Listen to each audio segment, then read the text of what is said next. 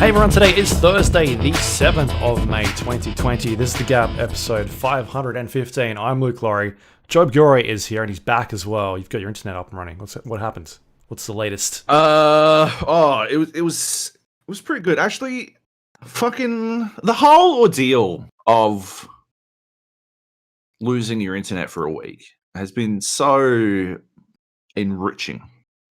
It's been so good. I actually got a fuck ton done. To be honest, if I'm being honest, I got a lot of shit done. You're going to see I've got a very weird games list because of what I was restricted to playing. Right. And I learned a lot about how I take data so fucking for granted. I'm just like, fucking whatever. Oh yeah. The next Call of Duty patch is fucking 20 gigs, and all it appears to add is some satchels that allow you to carry 3 more fucking armor plates. I don't give a fuck. Bring it on. Let's go. Like, yeah. It's going to take me 15 minutes, right? That's probably the worst thing about it, is it'll take me 15 minutes to download. That's a minor annoyance while I go get a fucking drink. But, yeah. Then, when you don't have the internet, and you're operating entirely on phone internet, and you've got, I do bulk purchase data packs because I'm a mad nerd. So I'll buy a full year's worth of data, and then just live on that data for the entire year. And like the expiry on that data is a year long, so I don't have to do anything, and it's fucking way cheaper than doing it any other way, right? I think the only way you could probably go cheaper is if you were to hop on OzBargain, and every time they had one of those, $1 SIM card to switch to Kogan, or fucking $5 $40 prepaid pack with Optus or some shit, right? Where you get like 45 gigs. That's probably the only way to do it cheaper, but otherwise I'm paying like essentially $12 a month for my my phone, and I bring my own handset, and it's far better than my wife's paying $50 a month, and she's got, I don't know, she's got like 10% of the data I've got available. It's fucking ridiculous. Like, if you do it any other way, you are just getting fucking screwed. But it is, you got to have some sort of fucking management of your data and all that kind of shit. And if you normally I don't use data on my phone, right? But not having the internet for an entire week, I've exclusively been using data on my phone. So I've like pretty much caught up to where I was. Anyway, the point I'm making is I've got fuck all reception in my house as well. So it's not like, even if I had unlimited data on my phone, I could only really have gotten through what I got through, right? I knocked out about 12 gigs of downloading, just surfing the internet over the course of the last fucking week. And I probably could not have gotten through more than that, to be honest, because I have fucking no reception in this house. So there's like literally, at one point while I was doing my tech support, a guy remoted in from internet. He remoted in to make sure that the settings on the factory reset modem were actually factory reset. And I had to put the phone, there's like literally a half-meter square area on my desk where my phone gets reception. And so I had to put the phone there and then tether it into my computer, and I had to speak to him on that phone. So I had to have it on speaker, and I had to basically like yell at this phone because it's not anywhere convenient for me to get to. So it was a bit of like, I mean, as ordeals go, it's not exactly 127 hours or whatever, but it was a mild annoyance. So yeah. Anyway, eventually, obviously it got fixed. But what I liked is over the course of the weekend, everyone was giving me tech advice. I love tech advice. I love tech advice when people like. I think I asked you if you turned it off and on again multiple times. You did, and it was my favorite question. I gotta no, but like it's weird, right? Like if someone walked in like if someone was like just posted online, posted on Twitter, won't be tweeting much today. I've injured myself, right? Would you be all like, people like nobody's going to be all like, take 2 aspirin, right? 2 aspirin, I think, might be the turn it off and on again of medical advice. Put some heat on it. Put some heat, yeah. Have you tried a heat pack? Just I don't know that it works for every fucking situation. I think it works for doctors though. When you go in and you're like, oh, I've got a cold or something, and they're like, oh, antibiotics. I'll fix it. Oh, don't worry about it. Just fucking open your mouth. You fucking that's how you turn it off and on again. Here's some antibiotics. Which ones? Doesn't matter. Just these ones. No, you got to wind it way further back because, like, that's only doctors can give antibiotics, right? Like, I think antibiotics might be the factory reset, right? Because not everyone's recommending you factory reset. Only mostly people in the tech support area are doing that because most of the time you don't want to factory reset your stuff. You've got to set all your Wi-Fi networks up again and shit. It's a pain. Yeah. But yeah, turn it off and on again, just easy, right? So yeah, maybe have you tried a heat pack or take some Panadol, right?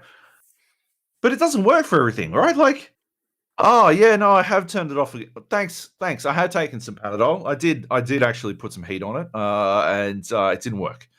And then like my wife's like talking to her friends, and one of them's like, "Oh yeah, our internet dropped out for like 5 weeks, and the way we wound up fixing it was," and I'm like, "It doesn't matter. It doesn't matter how you fixed it. It just like there's no fucking way, right? Whatever happened to you is what's wrong with me, right? It'd be like, I was ill once, and what we wound up doing was getting the arm reattached after putting it on ice. You'd be like, my arm isn't fucking chopped off. That's not what's wrong with me. It's something different, right? Yeah. It's obviously something. So why would generic fucking advice possibly fix what my problem? If it's generic advice, I would have done it, right? I'm good enough to Google. I can Google shit, right? My reception's for shit, but I can still find fucking Dr. Google to find this shit out. Dr. Google, by the way, real doctors hate Dr. Google. Hate it. But I like tech support. I think tech support entirely uses Dr. Google, right? The amount of conflicting things I heard, like I had the dude remote into my computer, saying Dr. Google activated the Google Assistant on my phone, and it attempted to contact Google support. So that's pretty good. Yeah. Or was trying to call Dr. Bob. I don't know if you can see this, but no, that's your webcam is terrible. Whatever.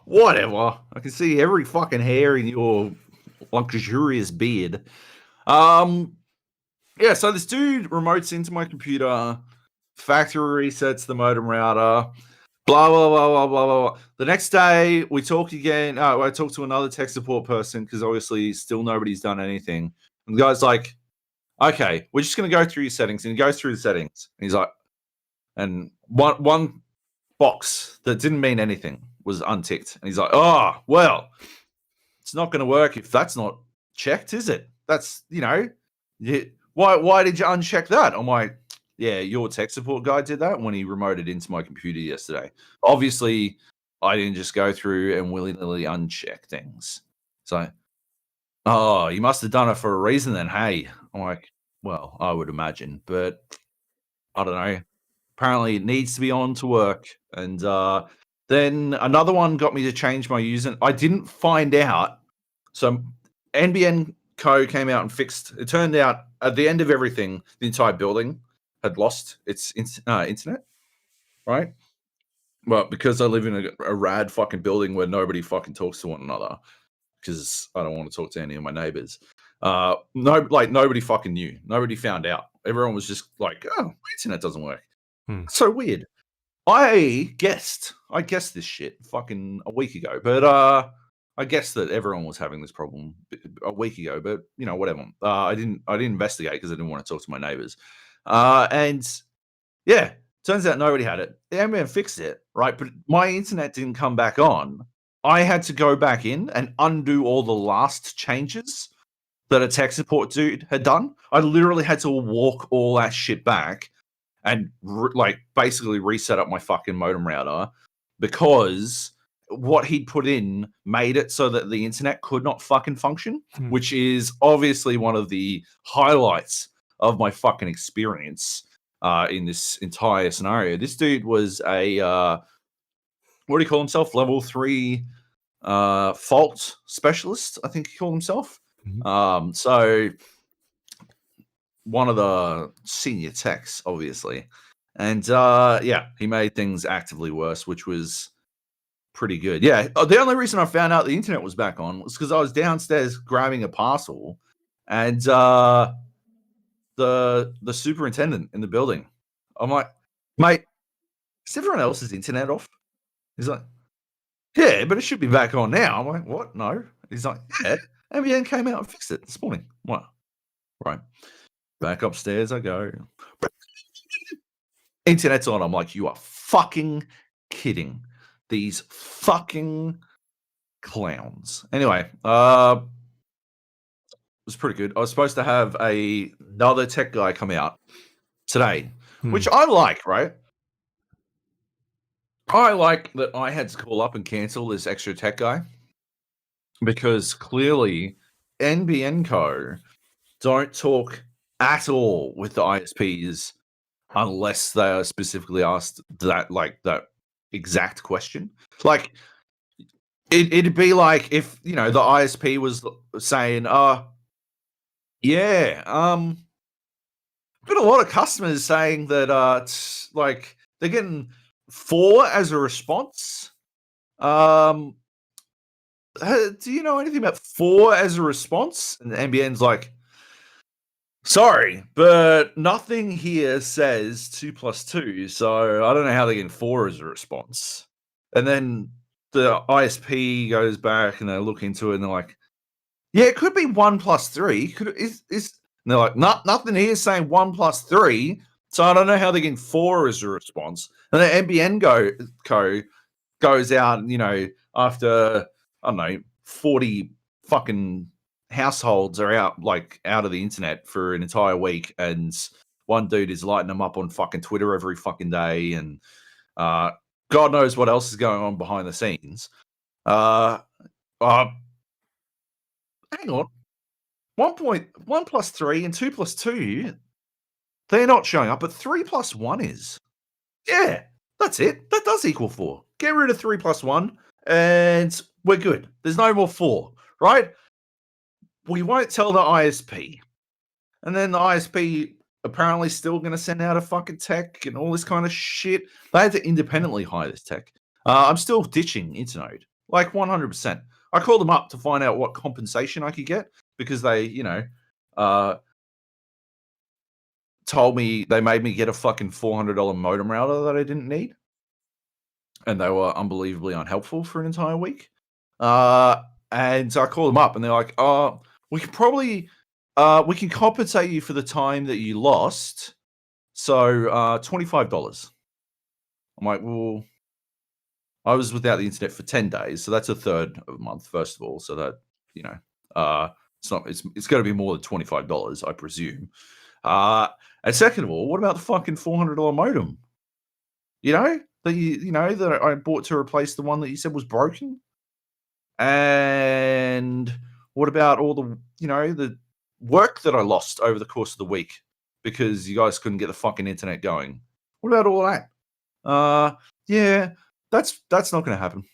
I'm like, cool. Well, how about you cancel my internet with you guys at the end of this billing cycle, whatever I'm paid up to. And they're like, well, according to this, you're paid up to the 16th So we can do that. We can cancel it on the 16th. I'm like, the 16th plus the 10 days that you owe me, right?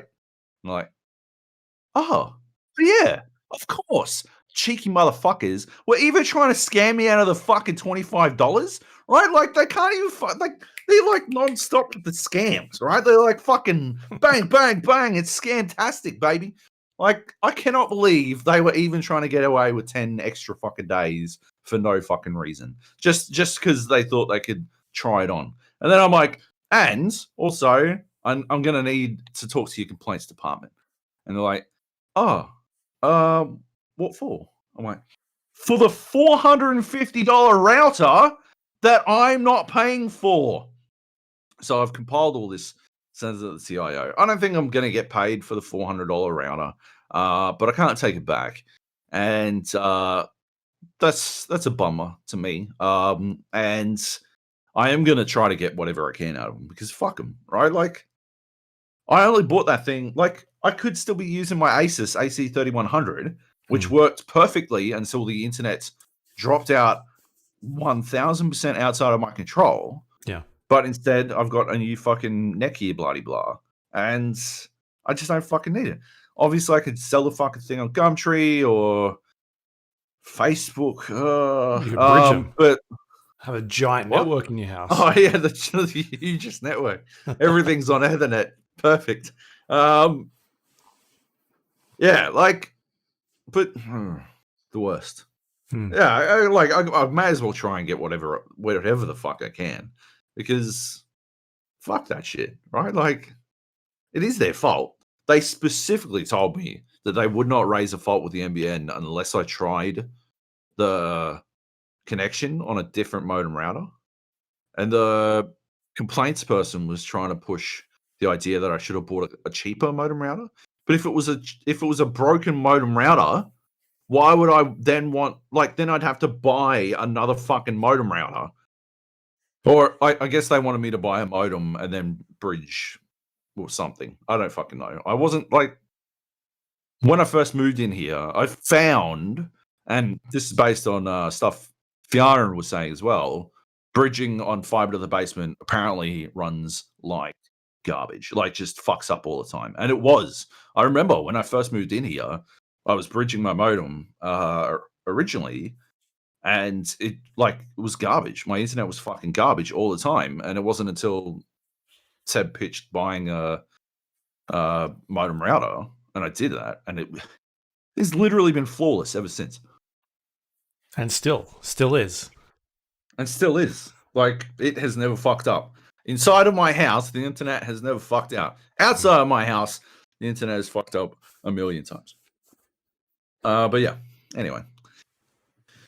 Good times, good times. Back on the internet. It was bananas. I mean, I immediately started updating everything. Just installing stuff you hadn't installed before. Like, I did. PUBG's back on up. the list. Oh, I'm back in PUBG. I gotta check out this train or whatever the fuck is going on. No, like, legit, I went and fucking immediately downloaded Alien Isolation because I've been fanging to play it the whole fucking time. Like, the entire time I've been without the internet. Basically, it was Alien Day last week or some shit, right? It was Star Wars Day this week. Yeah, it was Alien Day. They, I think just people are making shit up these times. Like, it's every Star day Wars does sort the of thing. day. Yeah, let's do it. It's Babylon 5 Day, baby. Yeah, that's Groundhog Day. I don't know. It was Groundhog Day the other day, wasn't it? Yeah, a while back. Yeah, a while back. I don't know. We don't have groundhogs. Yeah. So it was Alien Day, and I really wanted, like, I'd always remembered that Alien Isolation and VR had been something people had pitched as a amazing experience for a long time. So the moment it fucking worked, the moment my fucking internet was up, I downloaded 23 gigabytes of Alien Isolation, like, fucking just on the spot. And then I think it was like a fucking maybe a 60 kilobyte DLL file that makes it work in VR. Like, that's all it takes. and I was in, and it's horrifying. First of all, I remember now why I'd stopped playing Alien Isolation. The save game that I was up to, it had saved in a state that is essentially unwinnable.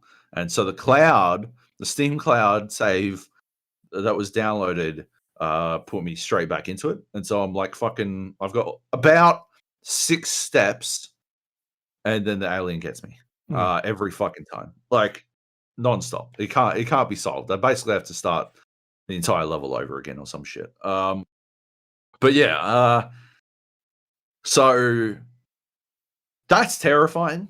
In VR, it is so much scarier because, when you're just mouse looking and stuff, you can hear it. I've got these good Logitech Pro X headphones, whatever the fuck they're called.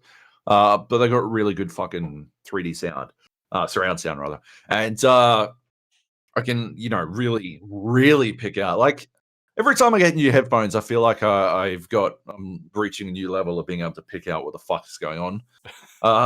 Which is weird because I also think I'm getting deafer. Yeah. But whatever. So I can very acutely pick out what the fuck. But if I turn if you turn with mouse look, right, you can sort of track the alien through the wall, and that's pretty cool. If you turn your fucking head and track an alien through the wall, it is horrifying. And then you hear that fucking, and you're like, well, I'm fucking cooked. But the other thing is, I don't know if you saw my Twitter, but I put up a video for the first attempt I had to play it, and I hadn't turned off. It's got these motion controls, so you look up to stand up and look down to crouch. You got to turn those things off. I don't know why they're on by default, but I couldn't stop my dude from fucking my chick from fucking swinging her fucking axe thing. She was fucking wailing on this fucking wall. I'm like, I'm gonna fucking die, and yes, I did, and it was terrifying. The fucking you're just looking, and the fucking extra little mouth comes out, and you're horrifying, so much scarier in VR. But yeah, definitely worth a look. You've got Alien Isolation. I do, but does it work well with the VR set? Like, how are you moving around and all that sort of stuff? So it is so you've got options. You can do it as a motion control game. Mm-hmm. It's got all the settings that you require to do it. I could do it with wands. I was playing mouse and keyboard with the headset. Right. I just figured that would be probably better, because then I wouldn't have to learn all the fucking controls. The last thing I really want is having to learn a bunch of controls while also being eaten by an alien. It feels like a nightmare. Not like a top 5 nightmare, but a nightmare nonetheless. So yeah, I just figured I'd use the mouse and keyboard controls to work that shit out. And yeah, you can do it with wands. It's got different, you got to do different settings for Oculus versus Steam VR, because apparently they use slightly different VR backends. Yeah. But that's not too bad. And yeah, legit, it's a 60 kilobyte fucking DLL file. And it works spectacularly. You also got to turn off some setting in Steam. By default, it wants to play like a cinema mode, where you're sort of basically sitting in a cinema, right? And watching the game get played, it's being projected on a screen, and it runs at about 4 frames a second and is utter garbage. And then you take the fucking headset off, and it's running at 120 frames a second, and you're like, I don't understand why it's shitting its pants.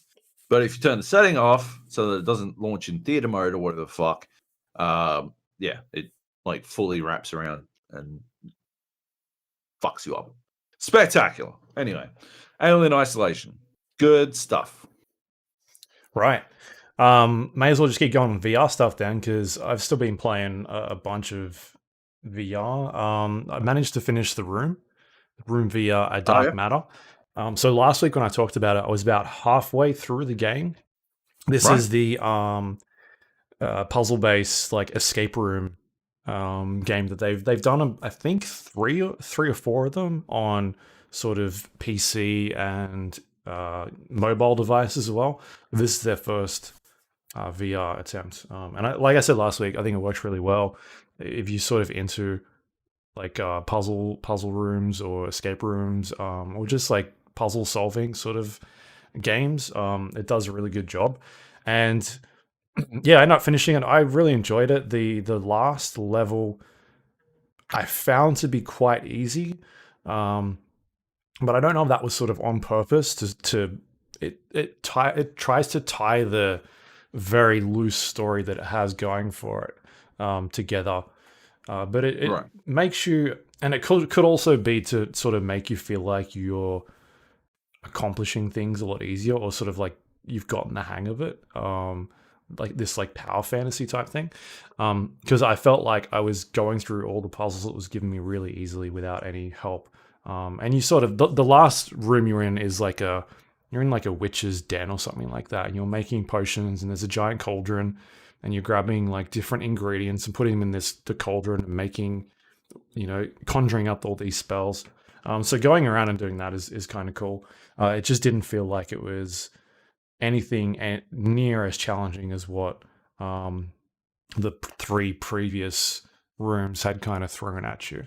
So I think that was by design choice, though. It seemed like they were just trying to sort of tie everything up together.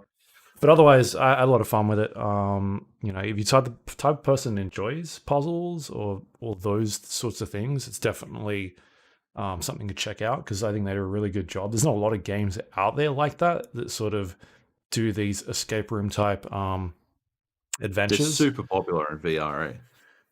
It's like a very, very popular genre on VR, but I personally expect The Room to do it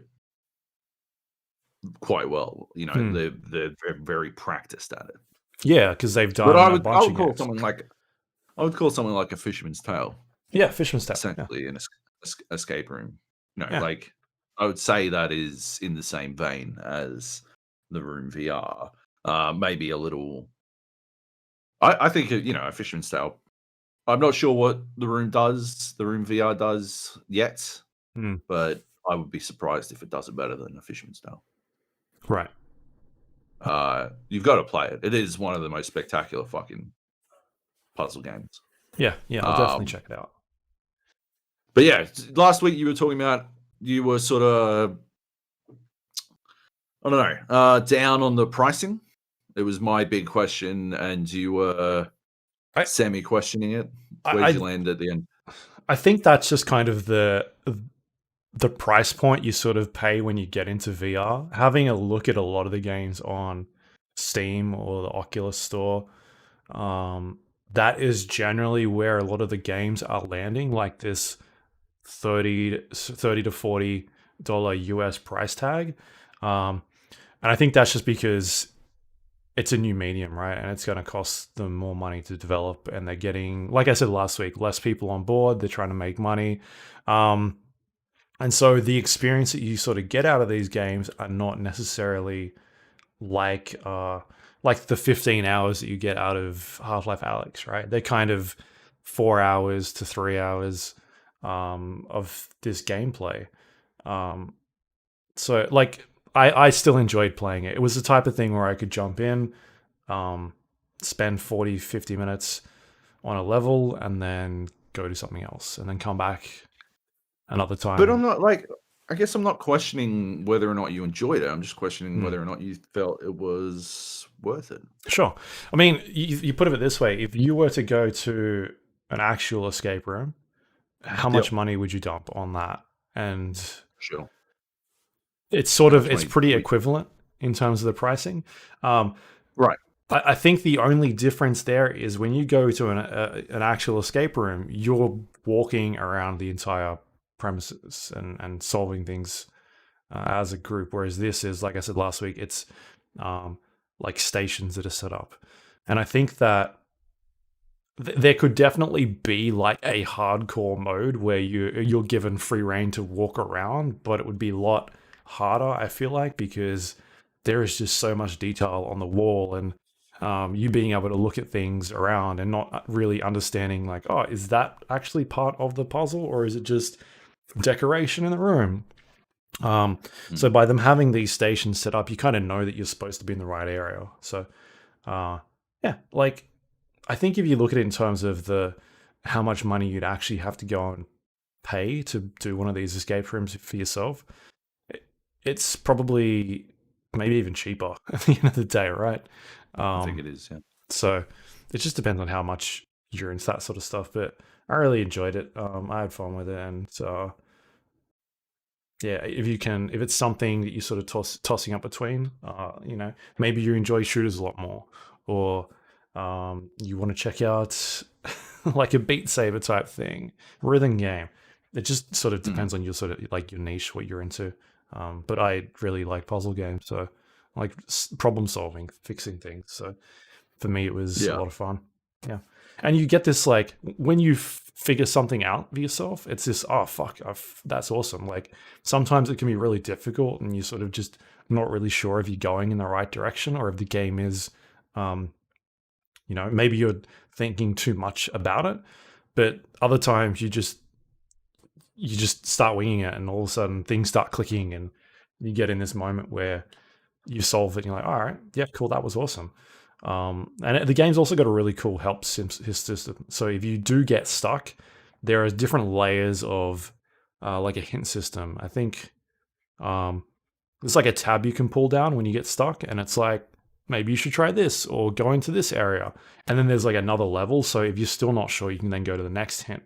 And I don't know necessarily how deep it goes, but that's sort of like an element that's been borrowed from like point and click adventure games over the last couple of years, where whenever you get stuck, you can ask for a hint, and it's usually a very basic hint. And if you're still stuck, you can ask for another hint, and it's a bit more detailed, and there's like a third hint, and then the fourth one is eventually like telling you, this is how you fucking solve it, you idiot. Like, this is how you do it. And I think that's what this puzzle room sort of hint system is. I never actually went that deep. There were a couple of times where I just pulled the one thing down just because I was like, am I actually in the right spot? Oh yeah, no, I am. I should keep trying at this. But that's they do that in escape rooms as well. Remember we did that one junglist's escape room, and we could like walkie-talkie him, and ask him for help, and then ask him again. And it was annoying because it was junglist. If I didn't know the person behind the walkie-talkie, I would be much more keen to ask for help. But because I knew it was junglist, I didn't want him to fucking judge me in his American accent. So. Yeah, what an idiot. I guess the difference between the escape rooms and this VR escape room is it's not time sensitive. There's no time pressure about having to get out before something goes wrong. You kind of take your own pace. If you're the type of person who just wants to chill and work your way through things, and that's cool. But I enjoyed it. So that's available on Steam if you want to check that one out. The Room VR. Some other VR games I've been playing, a bit more Beat Saber. I checked out a lot more mods, custom songs, which are really good. There's a lot of cool stuff on there, like I talked about last week. But I've also been playing the campaign. There's like one dude who makes really good ones, like so many of the best ones. You see names pop up. Benny the Beast, maybe? Yeah, that's a name I sort of recall. Yeah, I'm pretty there's sure a guy he's like RSI or something like that. Or yeah. I think if I see either of those two names, I'm like, this will be a good map, right? Like, not necessarily a good song. They do a lot of shit songs, but there's a lot of like Japanese J-pop, so much. Oh my god, or anime, and I'm just like, why? Come on, nerds! You're letting us down. What is this? Right? You're pushing the stereotype way too hard here. But I went through like basically the first like 100 pages of the top rated songs, and even when I was getting to like page 100, there was still stuff I was finding and being like, yeah, cool, I'll dump that in my list. Like there's a lot of content that you can check out. But yeah, so I also played a bit of the campaign, which is like the basic songs that the game comes with, and they throw a bunch of different modifications or like rule sets in there. So it'll be like, hey, the directional arrows on the cubes will disappear before they get to you. So you've kind of got to look at them at a distance and remember which direction you have to swipe your saber at in order to hit the beat of the rhythm in time. There's stuff like that in there, and there's like a maximum score. You have to try and beat this, or don't fail the song with 4 missed hits and stuff like that. And then there's weird ones they throw at you, which I do not like at all. I think it's a bad design choice. One of them is arm movements, or like limit yourself in terms of how much you move your arms, which is dumb. Right. And then the other one is a maximum arm movement, so you have to move your arms a lot. And that one is dumb. No. And so all you're constantly doing is like doing weird arm motions in between hits, and that's not fun. I don't understand why that is even in there. But I've seen a bunch of them sort of pop up during the campaign. It's dumb. It's ridiculously dumb. So other than that, that's my only real criticism of that game so far. Yeah. Because the rest of it is... Have you got the mod where if you fail, it doesn't stop the song? And it just tallies up your fails at the end? Get that one. That's a really good like for custom songs, that's really good because you actually get through a custom song without like getting to one entirely idiotic bit and then failing and then going through the rest. I feel like there's a no-fail mode in there. Yeah, but it doesn't, like the no-fail mode in there doesn't I can't remember. There was a problem with it. It was like it doesn't do something. It doesn't fucking like track something. I can't remember what it was. I think it's the amount of fails that is good to have tracked, right? Because you can actually progress. I think it just doesn't tally score at all on no fail mode. Right. Yeah. But yeah. Yeah. Fair enough. But yeah, the only thing I've noticed about that is that it like decreases your multiplier, your overall, so you don't get as good of a score by leaning into it, I guess. But otherwise, yeah, that's sort of the only VR stuff that I've played this week. I'll check out some more next week, but I've been playing other things instead. What do we want to talk about next? That's a bunch here. Gibbs Tactics. Let's do Kittens Game first. Let's get it out of the way. Sure. Kittens Game is that incremental game I was talking about last week. I ditched it basically the day after the podcast about it. I had to look up a guide to work out how to get past the fucking wall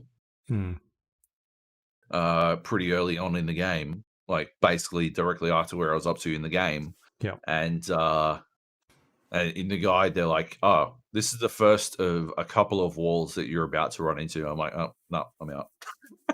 Uninstall. No thanks. I don't want a couple of walls like really early on in the game. It was pretty interesting. It turned out it was far more active a game than the idle games I usually like. Like there was a lot to it. You know, you've got a lot of stuff cascading in on itself. But yeah, walls as a primary game design, like looking further, once I decided to bail, I looked further in the guide, and it's a game of walls. It is literally just walls, non-stop walls, which I don't think is good incremental design, but apparently it's very popular. And for whatever reason, whenever people talk about how popular it is and how good it is and how much they love it, they always skip over how many fucking walls it has. I don't know. Weird. Anyway, yeah. So fuck Kittens Game. I'm playing Idle Dice again because I don't know. I haven't played it in a long time. I know I've spoken about it before, but yeah. I just like my incremental games. I did play another mobile game called Night of the Moon, which is a rogue like deck builder. Mm-hmm. But I bailed on that. In my first run, I came up against this guy called Tristman, who has to be one of the worst designed enemies in any game ever. He is so it's a card game, a roguelite deck builder. So you build your deck out as you play through. Every time you win, you get to select from a new card and add that to your deck, and it builds out until you've got this robust deck that allows you to fucking like wreck people or whatever. But this Tristman, the first like every two fucking turns, he takes a card. You have to give him a card from your deck, and he's able to use it. It's not like it is just eliminated. He is able to use that against you, and so it's fucking idiotic, right? The way these deck building games work is at some point you reach a point, right, where you want to build the most efficient deck, right, that you can, right? And in Slay the Spire, which I will talk about as well because I played a fuck ton of it.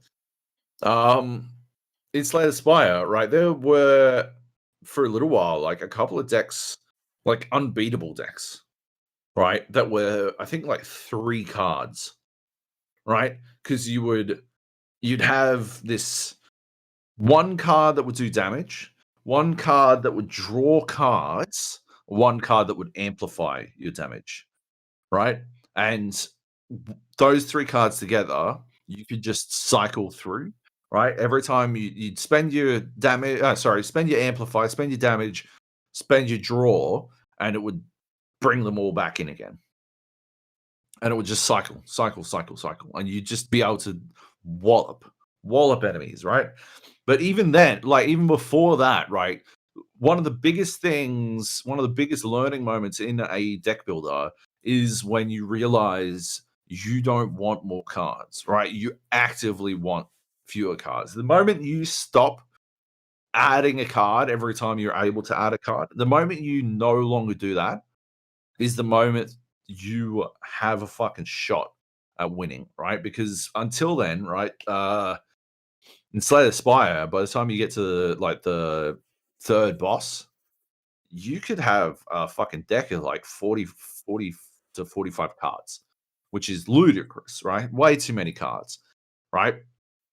Although interestingly, in one run, I beat the final boss, which the 4th boss, I beat with a deck of I think it was 67 cards. Completely by accident, but it wound up working out. Anyway, that's a whole different thing. Yeah, you want to get rid of cards, right? You whittle it down until it's just your best stuff. So every time you draw new cards, all you get is something great, right? Mm-hmm. You get rid of strikes and defends and all this kind of shit, and you've got basic attacks in Night of the Moon, and you get rid of as many of those as you can, so that all you're doing is drawing your wallop card, armor, heal, equipment, wallop, dead, right? Tristman takes cards from you, uses them, and if all you've got is like gold, he's only going to take the best cards and then use them on you. And he can do it every 2 turns. And he has another card that takes 2 cards at random from your fucking deck. It is 1000% possible to like have no because my deck was so good, right? I was able to fight him to a point where I could stall him out. He couldn't do damage to me because I had enough armor, like armor cards and heals and equipment and whatnot. But I couldn't do enough damage to him because he kept stealing all my fucking wallop cards. So I eventually reached a point where he'd stolen all my cards and I just had to fucking wait. And that is fucking garbage. I uninstalled the game on the fucking spot and I left him a negative review specifically about that fucking enemy because fuck it. Like, that is the enemy that made me quit their game. And I probably would have like bought the game, paid for like no ads if that enemy didn't exist. I was actually really enjoying it up until that point. But I'm not playing a fucking deck builder where that like Trist Man, I did see there was an alternative enemy. I could have fought Trist Woman as well. Like clearly this is an enemy type. Fuck that shit. I'm not playing that game. No way. Not if that's how like so I'm supposed to litter my fucking deck with garbage cards just so I can give it over to a fucking enemy? Get the fuck out of here. That's fucking ridiculous. Anyway, back on the fuck that game. Anyway, back on the Slay the Spire because I played a fuck ton of that and we're on a deck builder run. So I won. I beat the final boss of Slay the Spire while I was sitting there with no internet. And yeah, I did it with the fucking I can't remember any of the fucking character names in that game. The second character. Mm-hmm. And the build I had was I think pretty fucking genius. Like it was just everything about it worked perfectly. It was sort of cycling as many of you get these shivs and they're like a 0 energy card and they do 4 damage. But over the course of this game, I managed to get like all your shivs, like a relic did all your shivs do +4 damage. And I got another relic where all 0 cost cards do +5 damage. And so these shivs, which usually do 4, were doing like fucking 11 damage off the bat. Maybe 13, I don't know. Doing a fuck ton of damage right off the bat. And then I was getting cards that would allow me to generate more shivs. And so what I wound up having was this deck that was all defense plus just enough fucking generate shiv cards to like allow me to essentially overwhelm anything. So I would just heal through the first couple of turns doing nothing. And then I would have a billion fucking shiv cards and I'd just be able to like play them nonstop. I had this other relic where I didn't discard my hand at the end of the turn. So I would have this fucking hand that was like the max limit of cards in hand. And I would just like play as many as I can. And I was able to fucking one turn kill everything except for like the beefiest elites and bosses. And it was fucking spectacular. And then right at the end of the 3rd tower, I got this relic and I should have passed on it, but I didn't. I got this relic because I don't think I'd seen it before. I don't think I'd ever used it before, but I got this relic that anytime you exhaust a card, you get a random other card. So you generate another card at random. And it is any card from that, whatever the fuck it's called, deck. I'm going to have to look it up. It's driving me nuts. I have no idea because I've not played too much of it. The Silence. Yeah. Like any card from the Silence deck was available to me and like would be generated and I'd pick no, I think it just gave it to me like at random. It just fucking dump a card in my fucking deck. And that was like right before the 3rd boss in this game. And I'm like, I cannot believe I have fucked my entire run up on this. But I was certain I had. Because basically what had happened was instead of this extremely tight deck that only lived to generate defense and shivs, now anytime because shivs are exhaust cards, anytime I'd play a shiv, it would exhaust and generate a random fucking card in my hand. And I'm like, oh, and I needed to use energy to get rid of those cards, which also fucked with a lot of how my fucking playstyle worked. And it would go into the discard. So when I'd run through it again, I'd have all these other random fucking cards. But it turned out that it didn't matter all that much. If I hadn't picked up that relic, I think I would have pissed that fucking final boss fight in super easy. But all that wound up happening was in the final boss fight. So Slay the Spire, you play through, you beat the final boss, and then when you play through the next time, you've got this option to sort of slightly hurt your run, but it'll allow you to go to the 4th tier to beat the final boss, to fight the final boss. So once you play through 3 times, once you beat the 3rd boss, you play through again. And there's like a special elite who gets like a random buff. And if you beat him, you get like a shard. There is a chest that has a shard, and you have to choose the shard instead of the relic that you normally get. And there is instead of resting at a campsite, you can choose to get a shard, which would mean like if you were at a campsite and you could choose to get a shard, it would mean you'd normally upgrade a card instead. Once you get those 3 shards, you go to the 4th tier. You do, 1 rest, 1 shop. You go to the shopping person.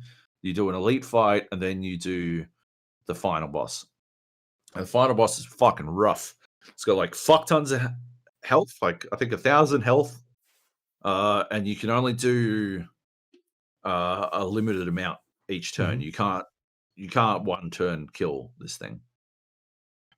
And so while I was fighting it, it started off pretty rough because it does a fuck ton of damage as well. It does all these fucking debuffs, so it's all these cards into your deck.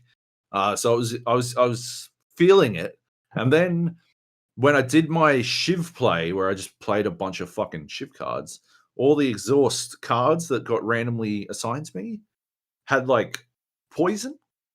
I just sort of fucking lucked into a shit ton of poison. And I had a couple of potions. And so what I wound up doing was I hit it with like a couple of poisons. And then I doubled the poison and like duplicate. And then I had this card that doubled the poison, and I used a potion to duplicate that card. So I played that twice. And all of a sudden, I was doing all my Shiv attacks. I had shitloads of fucking defense, but also it had a fuck ton of poison. So it was just eventually going to die. Like it was, I think it only took 4 turns. I just had to survive the next 4 turns and it would die. And that's what happened. I basically got extremely lucky. I would have done it with my Shiv fucking build. It would have been a little bit hairy because of the inserted cards and because I couldn't do. I had a limited amount of damage that I was allowed to do, but yeah, it worked out eventually. It's good. So there was that, and then I looked up how large the mods on Slay the Spire were, which felt like slightly risky business, I guess. Mm-hmm. But yeah, I looked it up to see how large they were, and they were about like 60 megs. They weren't big. So I grabbed a couple of mods for Slay the Spire because it was all I could fucking play. Right. I'm like, what are they adding to the game? Characters. So there's 2. There's one that everyone goes nuts about called Marissa, which apparently is some character from some fucking anime. And I'm not wild about the art style because it's very anime.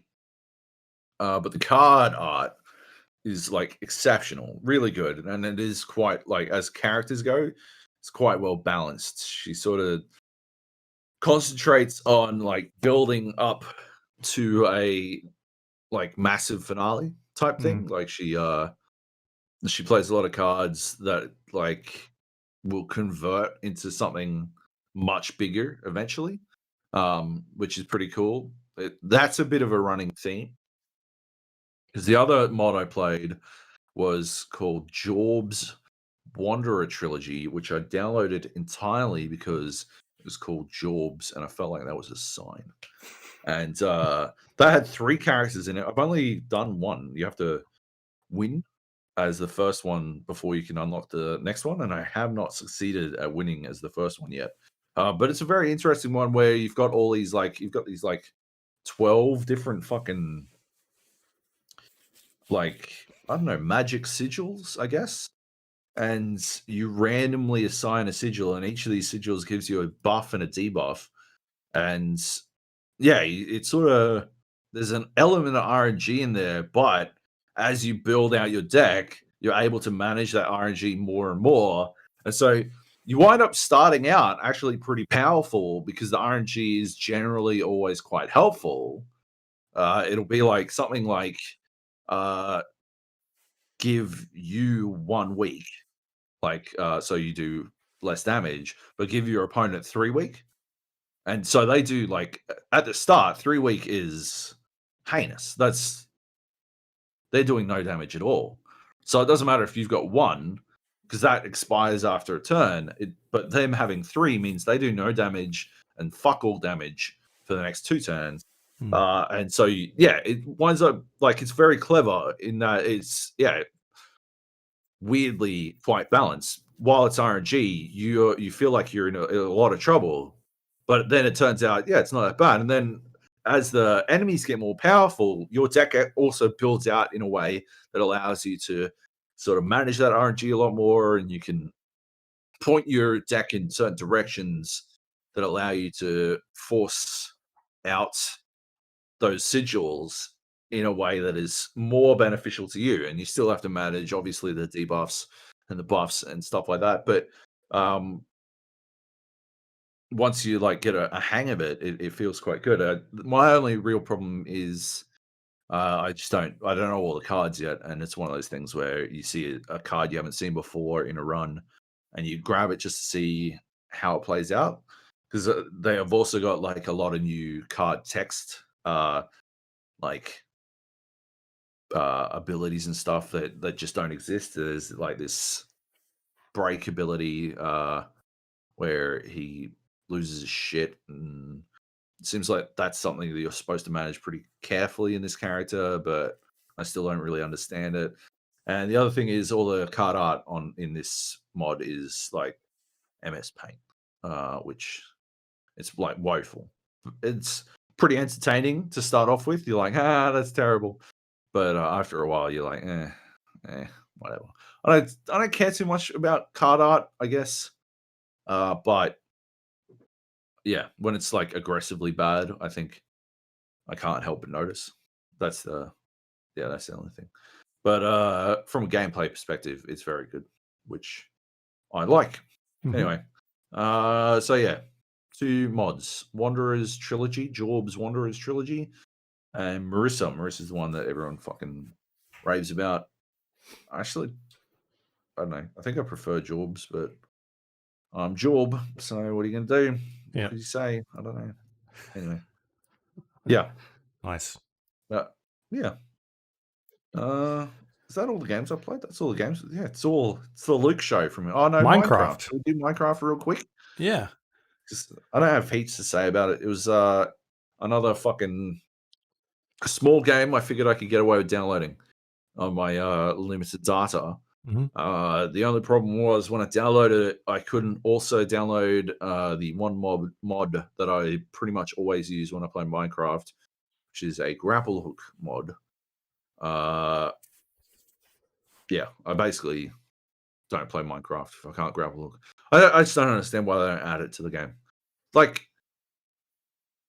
I guess, from my perspective, I think people play Minecraft for different reasons to me, but I play Minecraft to go spelunking.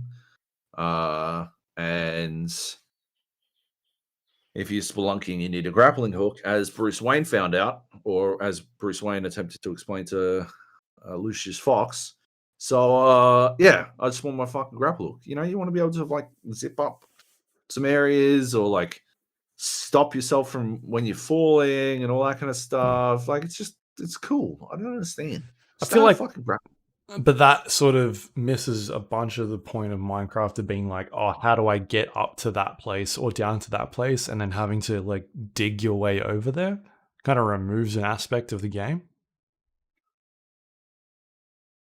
See, digging your way places, like fucking building a bunch of stairs. It's like maybe, right? Maybe if I hadn't played 100+ hours of Minecraft over the course of my life, I would accept that. But I have played more than 100 hours of fucking Minecraft, and I just don't care to fucking dig places. Like, it's so tedious building yourself some stairs. I did notice, how long have you been able to, like, just walk into a block and it automatically jump you up? How long has that been around? I Maybe I just never noticed I it didn't play a lot before. of Minecraft, so I have no idea. Right. Anyway. Um, I couldn't get my grappling hook. But what I noticed was they've changed how cheating in the game works. Because once again, to go back to having played 100 hours of fucking Minecraft, I don't really want to go through the process of, I just want to go spelunking. And I don't want to die to the first fucking skeleton I meet because I couldn't be fucked mining 16 tons of fucking coal so I can smelt some fucking iron so I can make some fucking armor or make a sword. So I just like pop a little quick / give Jojo iron sword, right? I don't go crazy. I'm not like doing fucking diamond armor all over the fucking shop or whatever. I just like give myself the basics to skip ahead to the point where I don't have to do the 3 days that every Minecraft game starts the same way, right? The first day, you dig a hole in the ground and you cover it with dirt so you don't die to the first creeper that walks along, right? And then the second day, after punching 16 more fucking trees, you eventually have the ability to make some fucking torches, and you can go just low enough to eke your way out a little bit of iron, and you're still using wooden fucking everything, and it's fucking garbage, right? And then that's like the first 16 hours of fucking Minecraft are boring as fuck.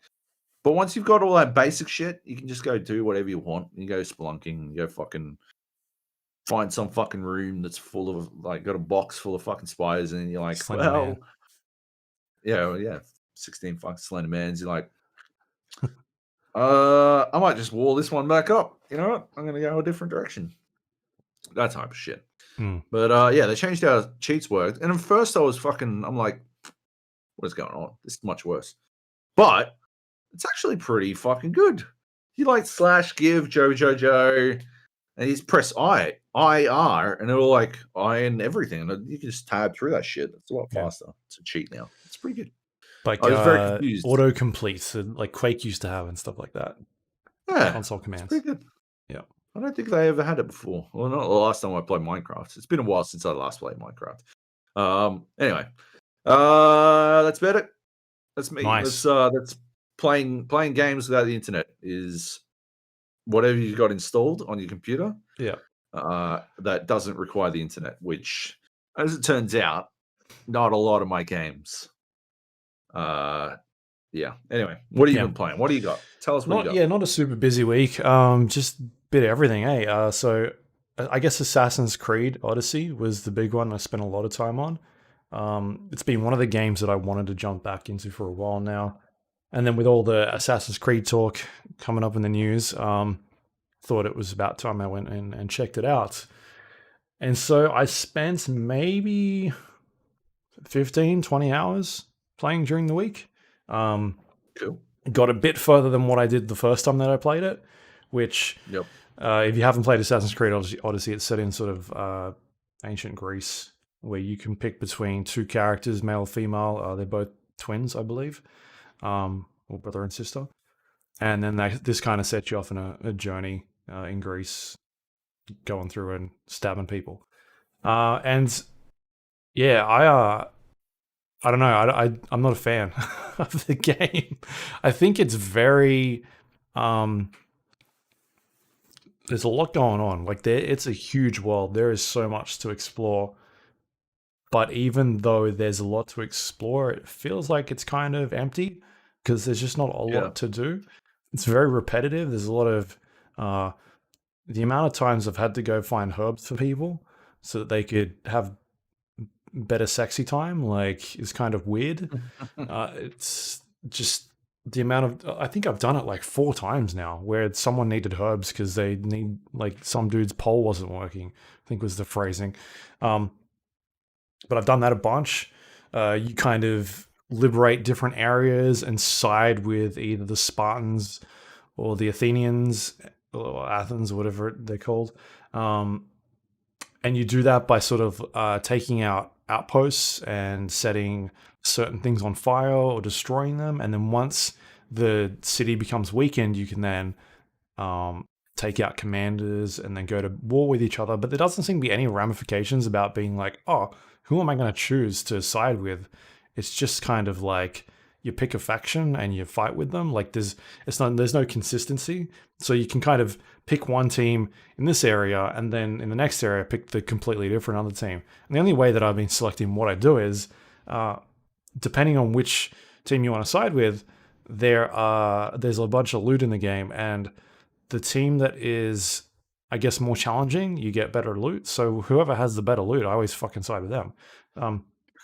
So there's just no like reason to do any of that. I had a look on Google as far as I could determine to sort of see like, should I be going with the same team every time, or is there any reasons why I shouldn't be doing what I'm doing?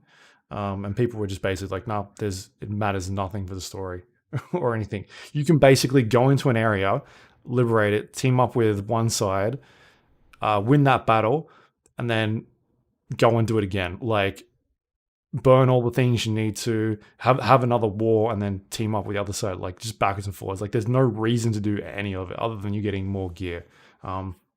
So that's kind of very repetitive. Each area is sort of split up into like I don't know, it's like voting, right? Like you've got all these suburbs, and but all the suburbs are sort of set up into like a county or whatever, and that's the sort of area that you're in. So that's sort of how this works in Greece. You've got all these different regions, but overall they're like combined together and they eventually go to war. So you've got that's really repetitive. You've got the missions that I'm finding are really repetitive.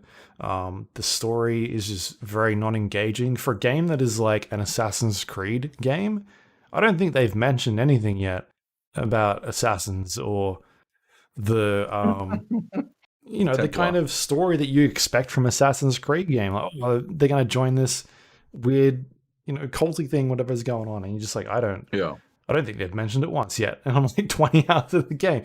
There's definitely weird Assassin's Creed shit going on that you experience, like weird fucking alien stuff, weird, technology and that sort of thing. But at no stage did I ever get a spiel about if she's in the Creed or like how she got her wrist blades or nothing like that. It's just kind of like it's been at a fucking, like, I'm playing a completely different game. So that stuff is something I don't like, especially for me who is quite invested in the story side of that. Like you play Assassin's Creed Origins and you start off in ancient Egypt and you learn about how the stuff sort of came to be, and that was a fantastic game. And I really like what they did with that story. And then here it's just, I just cannot care about anything that's going on. I'm just not interested in the story at all. The things they're doing just seems very boring. The world is, although vast and expansive, just seems quite dead. It's a pretty game and that sort of stuff, but otherwise I'm just kind of going. This is what I was talking about last week, right? Like it needs to be better, like more directed, right? Yeah, it's just no focus on it. Yeah, 100%. Like, to give you an example, you kind of, each sort of region is split up like think of it as in like an RPG, right? You're getting levels and experience and getting better gear, and each region has a level associated with it. Like this is region 1 to 5, and then this next one is like 5 to 9, and then there's 3 more regions that are like 5 to 9. And there was a part where I got to an area, and the next mission sent me off to an island somewhere, which was like 15 to 20 or something like that, right? Because I think I'm about on level 20 at the moment. And along the way, there's like 4 or 5 different regions that are like 14 to 18 or like 15 to 19. And I'm sort of like sailing past all these areas. And I'm like, Yeah. am I coming back here, or am I going to hit 20 right. and then go from 20 to 25 and miss all this shit? And so I stopped at one of those islands, or stopped at back on the mainland, and then jumped off because I saw a mission marker, and then went and did that mission. And there's a couple side missions, but it doesn't seem like I'm coming back there. Like, it seems like a really interesting area where there's stuff that I haven't seen before. Like, it was like a salt lake and a sea that was covered in red, like that sort of stuff. But if I didn't jump off and go and do that, I kind of would have missed it. It just was off as far as I can tell, because I'm eventually going to out-level that area because I'm just so far above it. It was like a level 14 area, right? And I was already 16. So I wasn't going there. I was going past those islands. And so that was kind of, like you sort of said, it feels like it needs more direction. Like there should be a reason for me, like as I'm going into that area, then I find all these other side missions. But otherwise, I'm just kind of sailing past. And Yeah. it's not like that's one area. I can understand if it was one location that I would be sailing past and be like, oh, let's go check that out. Like, I'm sort of on the way, but it's not that. There's 4 other regions around me that are all the same level as me. And I could easily spend like 4 hours just doing each one of those.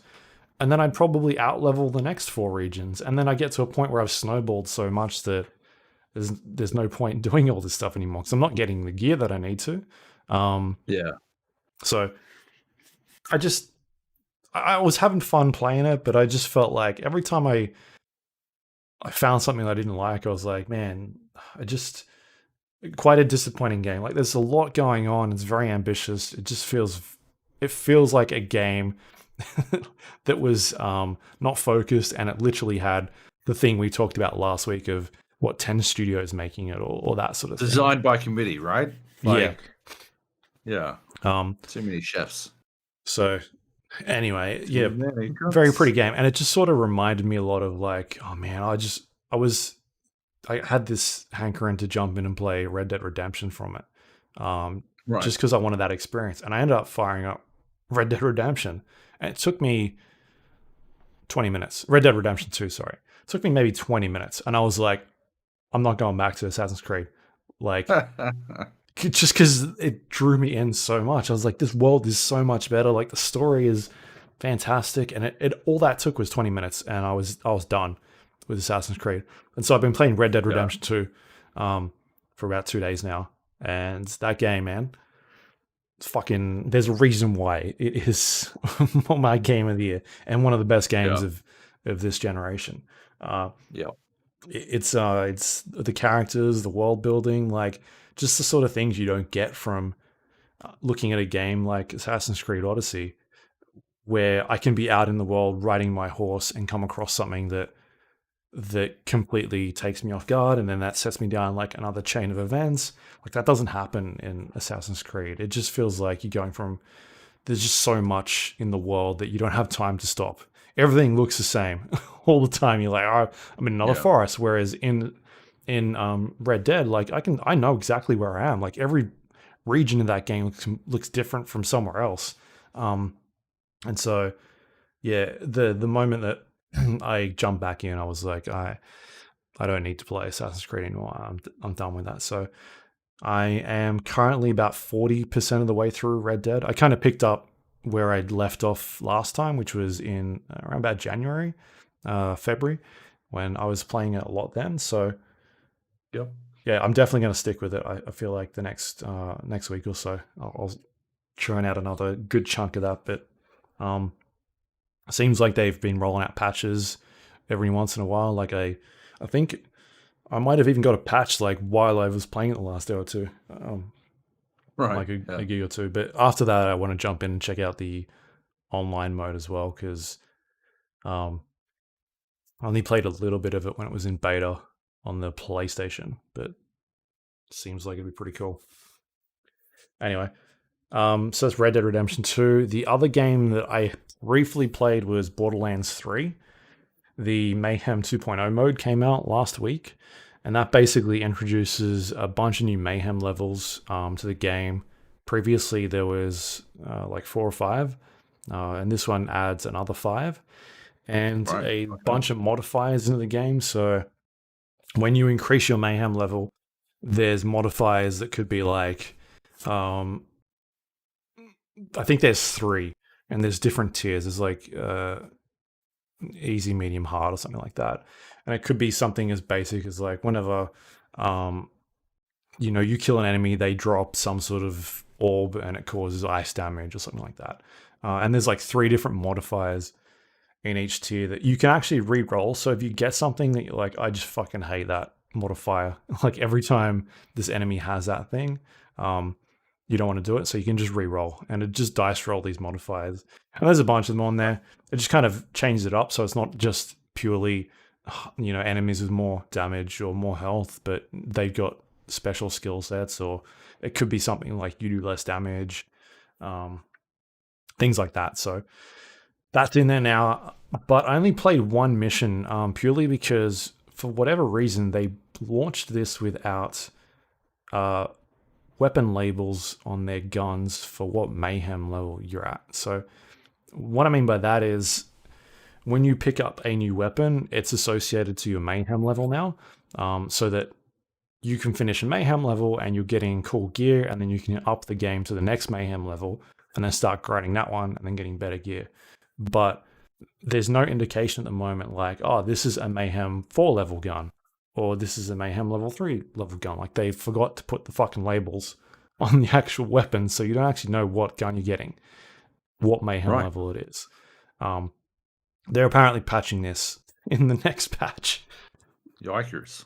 But they seem to undercook this update, or just, I don't know what happened, like some weird brain fart, but that wasn't in there for some reason. So I've stopped.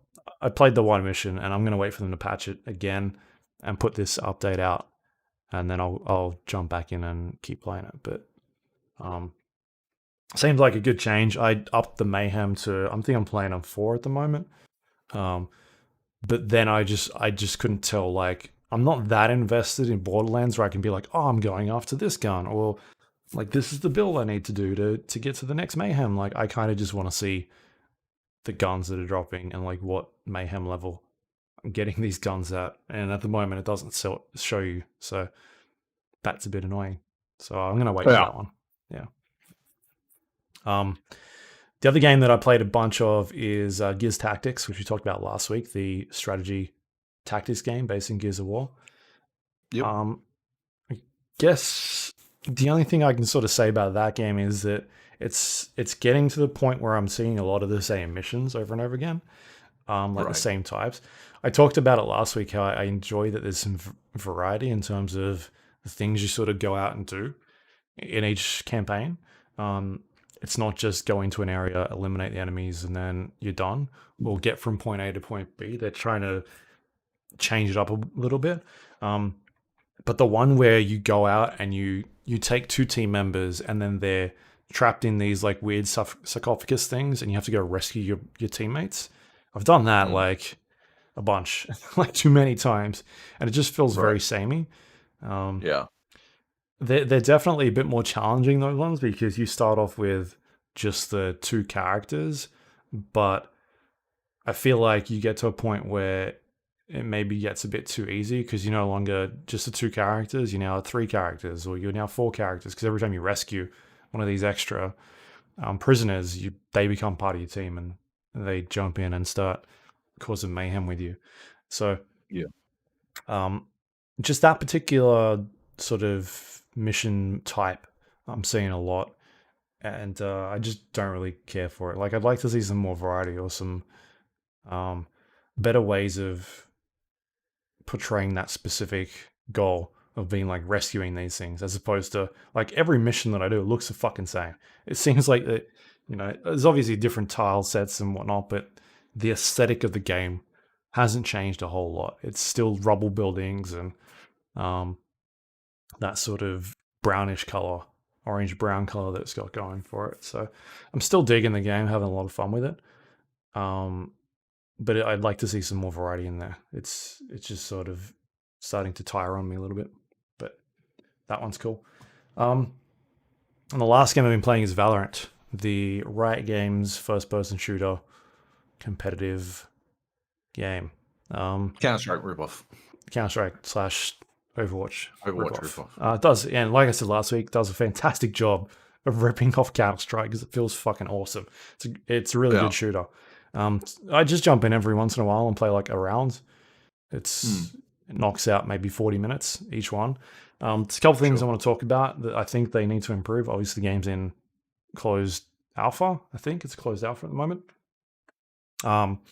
Lever penalties. I want to see them do something about that. Maybe there is something in there for ranked, but in casual play, it ain't there. And so I've had games where it gets close to the end and people just leave. And that kind of screws things up because now you're understaffed or very outnumbered, like especially on maps where there's maybe 3 sites you need to defend and you've now got 4 players. Oh, yeah. And you're extremely spread.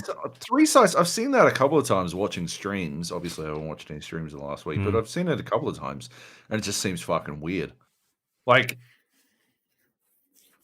I don't. It's like it's a 6-player game, right? 6-player side. Is it? Yeah. Yeah. Like, I don't think there should be 3 sides. I think 2 sides is pretty fucking rough for defenders as it is, right? Like, if you make the maps correct, 2 sides is usually pretty fucking tough. Yeah, I don't know, man. 3's a lot. Yeah. Yeah, and especially when people start dropping, like it's just even harder to deal with that. And then it's even harder to keep those other players playing when you're now losing every game. Like, what's the point of sticking around at that stage? May as well just leave if you're not going to win it. Yeah. So I'd like to see some sort of lever penalty system in there. Even it's just the stuff we were talking about recently, like, stop them from playing for 5-10 minutes or deter them from just leaving the game.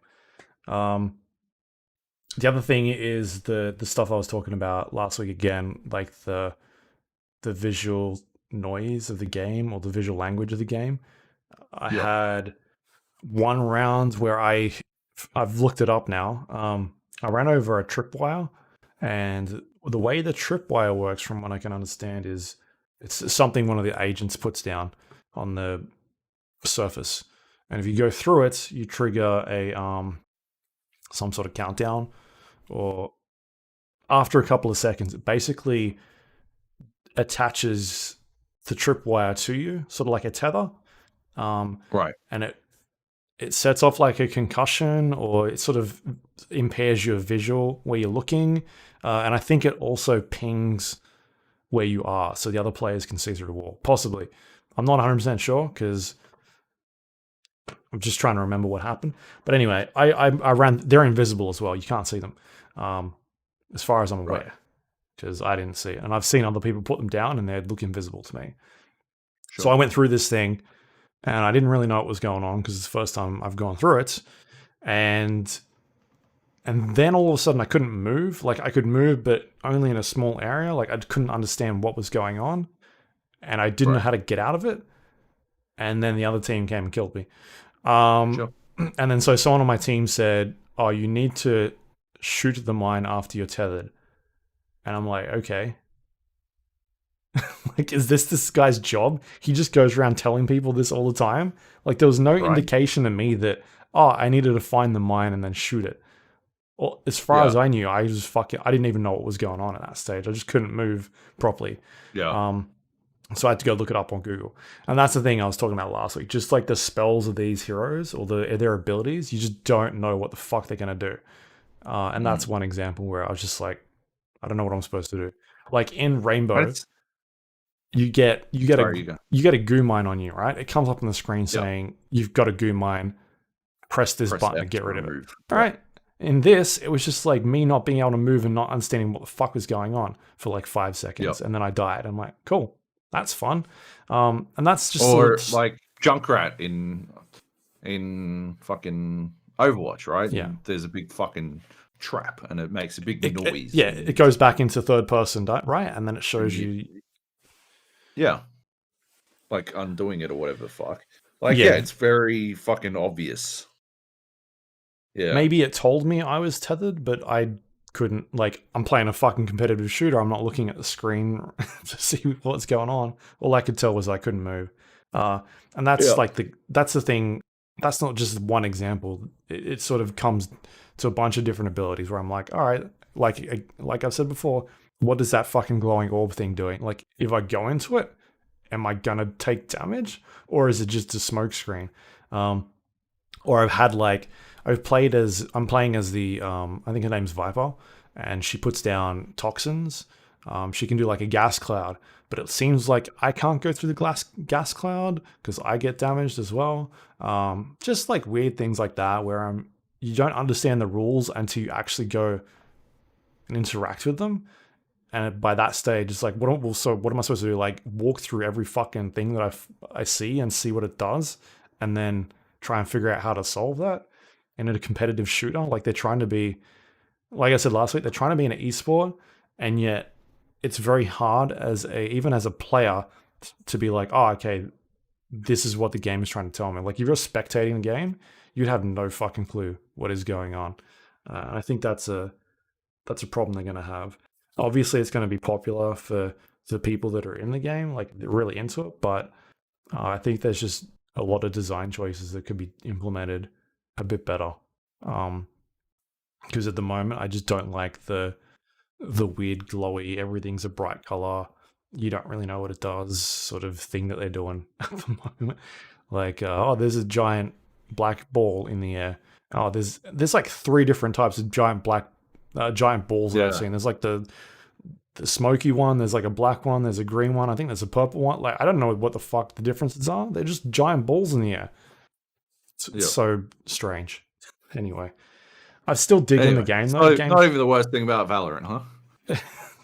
What is the worst Not even thing? the worst thing that Valorant has done to you this week. Yeah. I only delayed the start of this podcast for fucking half an hour. Yeah, so Valorant, we talked about this a couple weeks back about their anti-cheat solutions. They've since addressed what is going on with the anti-cheat, and they put out an update, which I did get. Their anti-cheat is called Vanguard, and it runs on your computer all the time.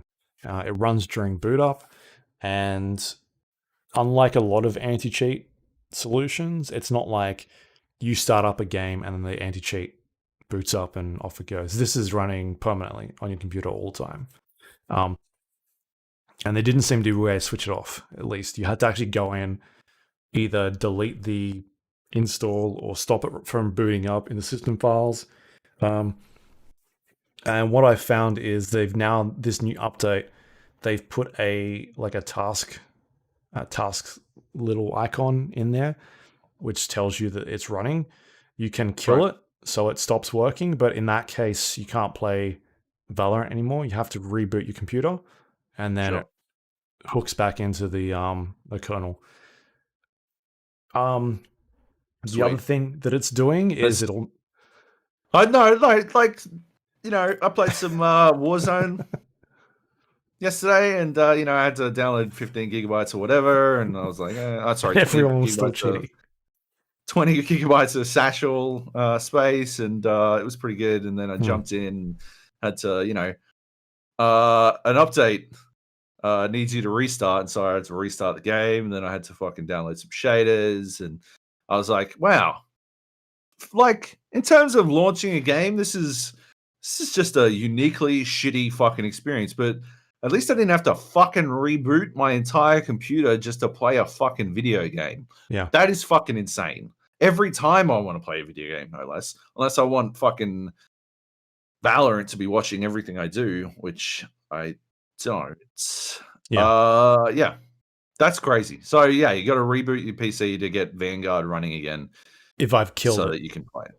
If you've killed it, which I presume I do most of the time. Yeah, they're looking at alternate solutions at the moment because they're addressing this particular anti-cheat, what it's doing.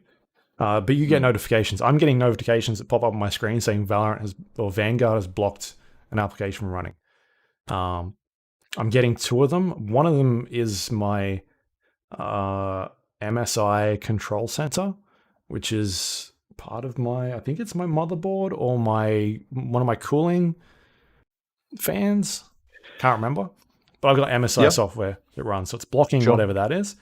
For whatever weird reason, I'm getting weird USB error messages when I boot up saying that one of my USBs isn't working properly.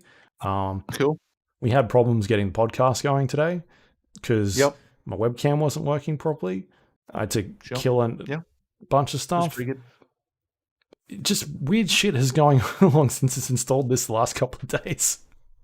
Like when we spoke about this, right? When all of this cropped up the first time, and we were talking about this, we were like, I remember, we're like, okay, it is not ideal, but I understand what they're doing, right? Yeah.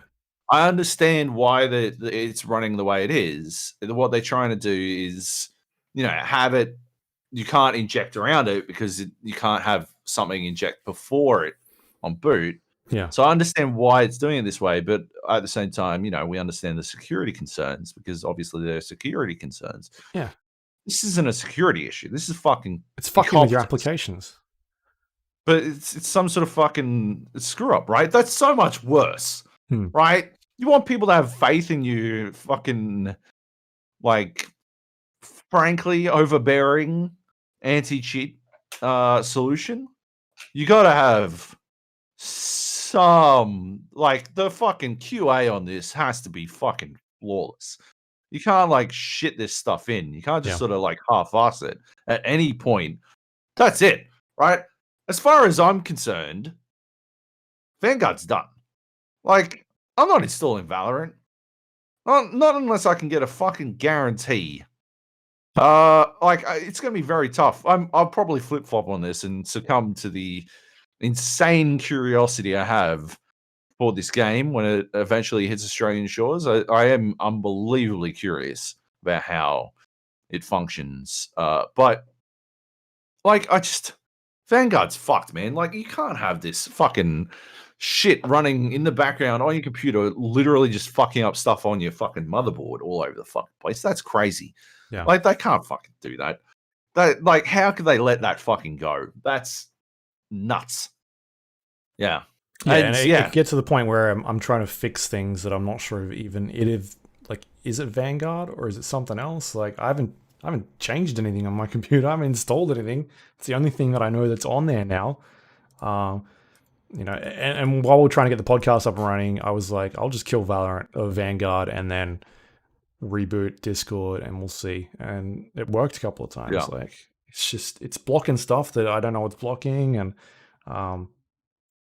anyway, I don't reboot my computer often, but when I do, I notice that message is popping up saying, have we blocked this thing from running, this executable from running? I'm like, okay, that looks like something, like I said, my motherboard or my system fan, the MSI application. So yeah, and I know the actual icon is gone from my taskbar, so it's usually there. It's not there at the moment, which I can use to track my fuck around my fans and all that sort of thing. So it's blocked that. Yeah. And like you said, it needs to be flawless and needs to not fuck with my applications because at the moment that's what it's doing.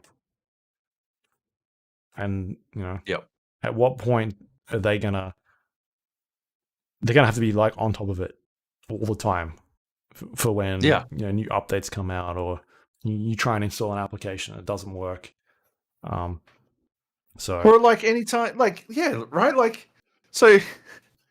Are you gonna have to fucking jump on Riot's fucking site every time you want to install some fucking new program? I was gonna overclock my RAM, so guess I better pop off an email to Riot to see if I'm allowed to fucking do that, right? Like, I've got a new fan controller.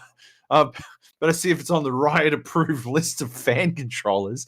Like, what the fuck what's their end state here? Like, what the fuck is supposed to happen here? You just check in, dear Riot, am I allowed to install this game? Because I just wanted to check in and make sure it wasn't gonna fuck up. Because Vanguard's installed. Like, that's fucking insane. They're fucking nuts. That's fucking. Oh my lord. Yeah. That's cooked. It's so cooked. It's pretty wild. Anyway, Hilarious. but like the game, I'm still digging the game. The game's very good. It just needs some shit around it sorted out. So Well, I guess it's in beta, but yeah, yeah, or alpha or whatever it is. All right, I think whatever. that's it. Looking That's it. through the Wow. list, Short episode. seems like it. Yeah. Well, last week was like 4 hours, so That's true. make up for it. We can blast through some news though. There's a bunch here. First one is The Last of Us Part 2. A trailer obviously dropped today. I haven't watched it. I'm not interested in watching it. I'm pretty No. content with just playing it when it comes out at this stage. I don't need a trailer to sell it. Yep. For me. I'm already in. Yep. I'm already in. Yeah. But on top of that, we talked about the leak that happened a couple weeks ago, and since then, Sony's come out and said that they've found who was responsible for it, and it wasn't employees, as some of the rumors were going around, disgruntled employees. It's apparently hackers that managed to get into old builds, or old game builds, and sort of find exploits in some of their older games. And by doing that, we're able to get into their servers and find this stuff. Because I suppose they probably relaxed security somewhat because of the lockdown, right? To get everyone online and working from home and whatever. Yeah, possibly. But yeah, apparently these exploits were in older games. Like they found ways into their system. So that was interesting. But anyway, it seems like Sony knows who's done it and they're going after them. And it's probably not going to be a good end for those people. If they they do find them. But yeah.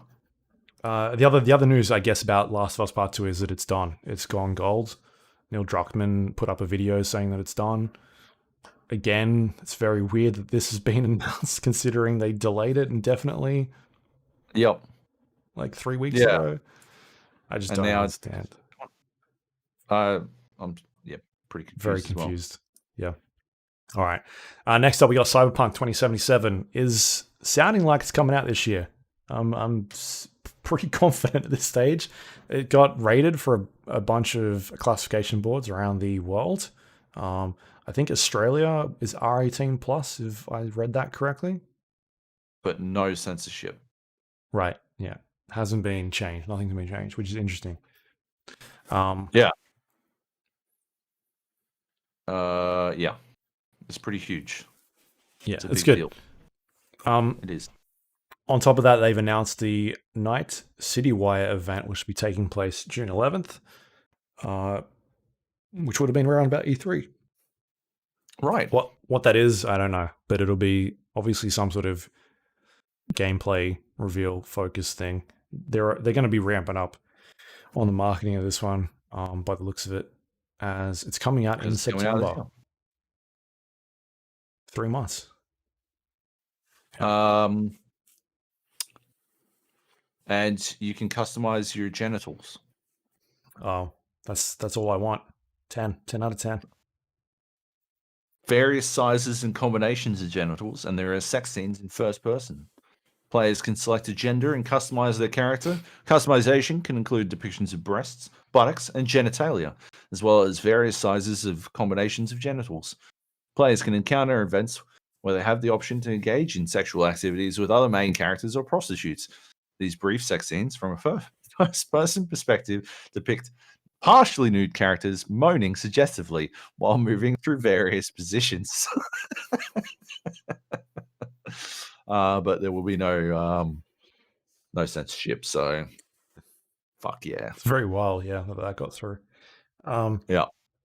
So I guess the big question is, small balls or big balls, Joe? Like big flappy balls, I think. Like, it's not just there's big balls, right? You can have big balls, big tight balls, right? Or you can have big flappy balls. Yeah. And flappy balls, I think. Can you have one? One big flappy ball or just one ball in general? Yeah.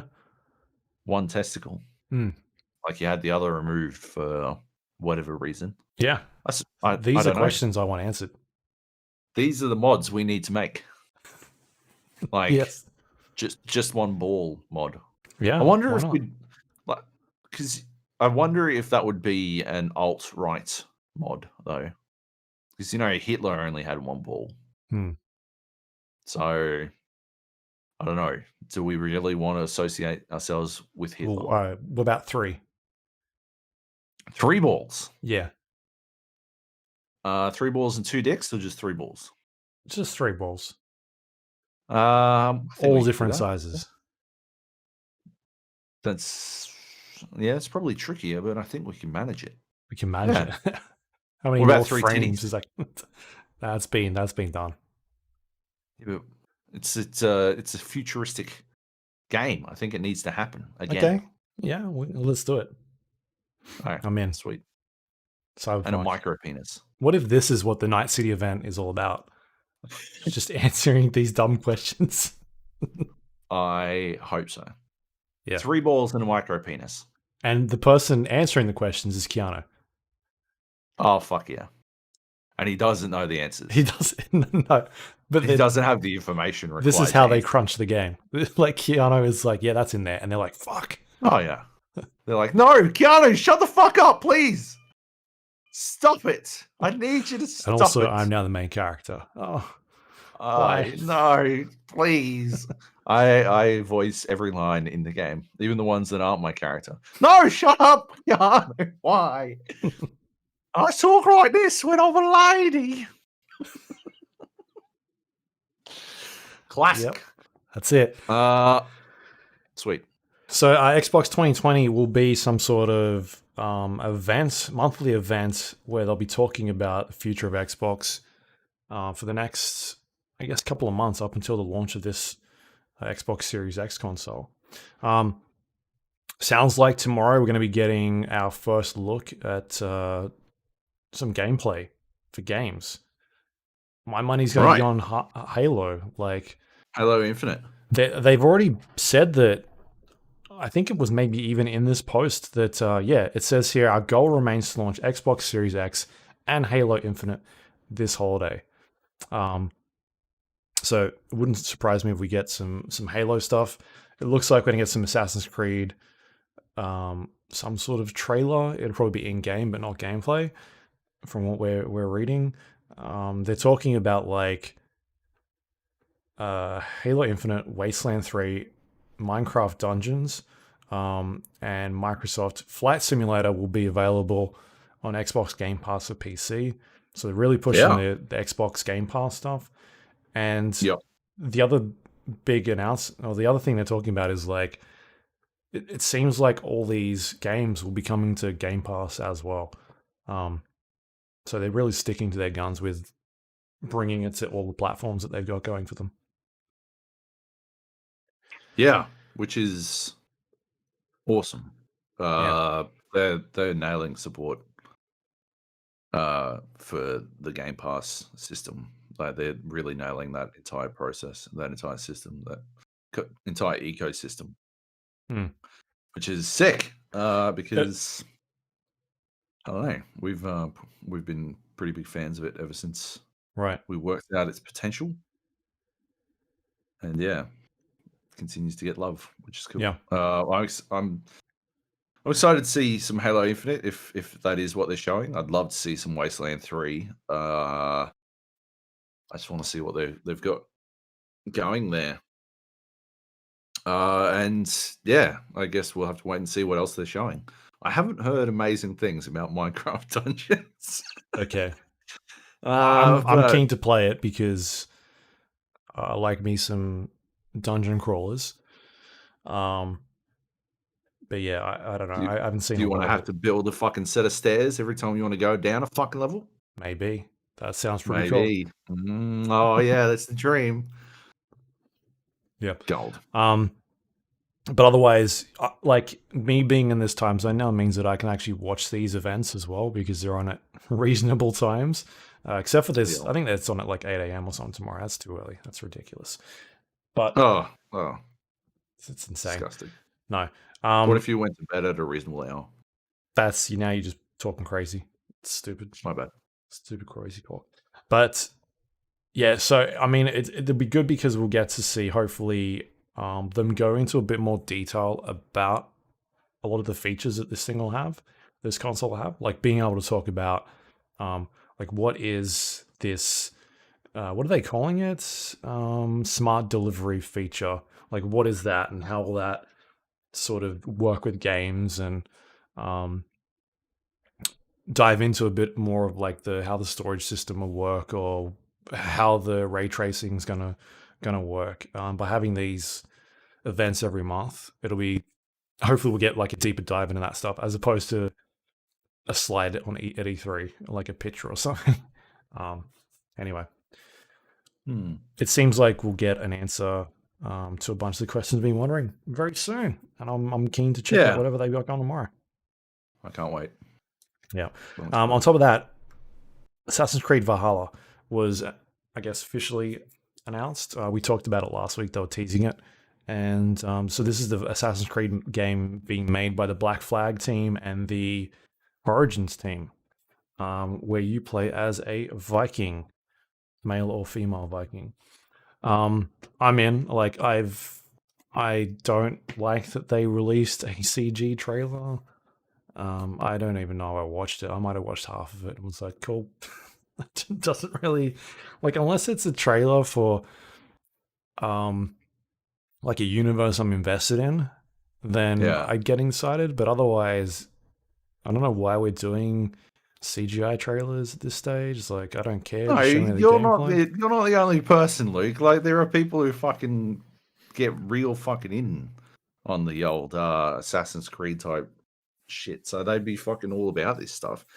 Yeah. Like, despite our illusions of grandeur, we are sadly not as influential as we should be, and people love games that we fucking hate. Assassin's Creed is definitely not a game we hate, but yeah, it's unbelievably popular as a series. So I get why they do this. You know, they're trying to fucking show off. But I would, yeah.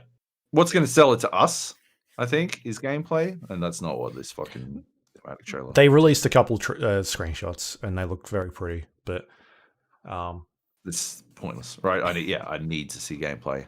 I do not need to see, and I don't think we're going to get that tomorrow anyway. I think it's going to be in game, but it's not going to be. I don't think it's going to be gameplay. They're going to do the EA in-engine bullshit. Yeah. Anyway, next up we've got Doom Eternal and Mick Gordon drama. This has been unfolding for like a week and a half, 2 weeks now, where I guess somebody posted some tweets or some like DMs between Mick Gordon and a person asking about like the OST on the Doom Eternal soundtrack and why it was so bad, something along the lines of that. And basically Mick Gordon saying that he had nothing to do with the travesty that was the OST, and that he probably isn't going to work with them ever again by the looks of it. And so this kind of stirred up for about a week or so, and then Marty Stratton ended up addressing it on the Reddit Doom Eternal page and put a very lengthy post about sort of what happened with the Doom Eternal OST, and I guess the Mick Gordon soundtrack as well for the game, and went into very explicit details about how I don't know, I'd put it as they kind of threw him under the bus and then left him there to get run over multiple times. They basically said that he was like, it was sort of his fault and that he missed deadlines, and that is the reason why the OST was the way it was. That's essentially exactly what they said. Yeah, they went into an extreme amount of detail, like a timeline, basically. Yeah, they break it all down. Which is I found it to be far more depth than I've ever seen before. Yeah. On something like this, like maybe too far. Maybe I don't know. I'm because it seems like it's fucking long. It's like maybe 2,000 words or so. And there's still holes. I felt like there were still bits that didn't make a lot of sense to me. Yeah. Like I don't know. They're talking about how Mick wasn't able to meet his deadlines and all this kind of stuff. But then at the same time, like I don't understand why the deadline was the way it was. Like why the deadlines were the way they were. If I recall, like the soundtrack for Doom 2016 didn't come out alongside the game. It came out a little while later. Seems like they pushed everything up a little bit, but they don't really go into any of that. I talk about Mick being contracted to do 12 tracks. I think he only did like 11 or something, which doesn't explain why the rest of the OST sounds bad, right? Like Mick was doing the soundtrack for the game, like he was doing the game, Yeah. and he was doing this soundtrack. So he reduced what he wanted to be obliged to do, did 11 out of the 12, or maybe I can't remember everything. He might have only done like 10 and then the 11th at a later date, and he never really did the 12th or something like that. Yeah, and then but there's still a lot of tracks. Yeah. It wasn't just a 12-track OST. So that doesn't it doesn't really explain away it doesn't explain away why the rest of the OST sounded bad. I guess they go into a bit of detail about how what they were using. They weren't using mix masters to make the OST, the other using OST his tracks, files. and then they were using the game files, which is why they sound like munted. I haven't listened to the fucking OST, so I don't really have a good basis of information of how this sounds or whatever. But it's confusing that they go into a lot of depth about the timeline, but they don't explain why the timeline was truncated compared to the timeline of Doom 2016.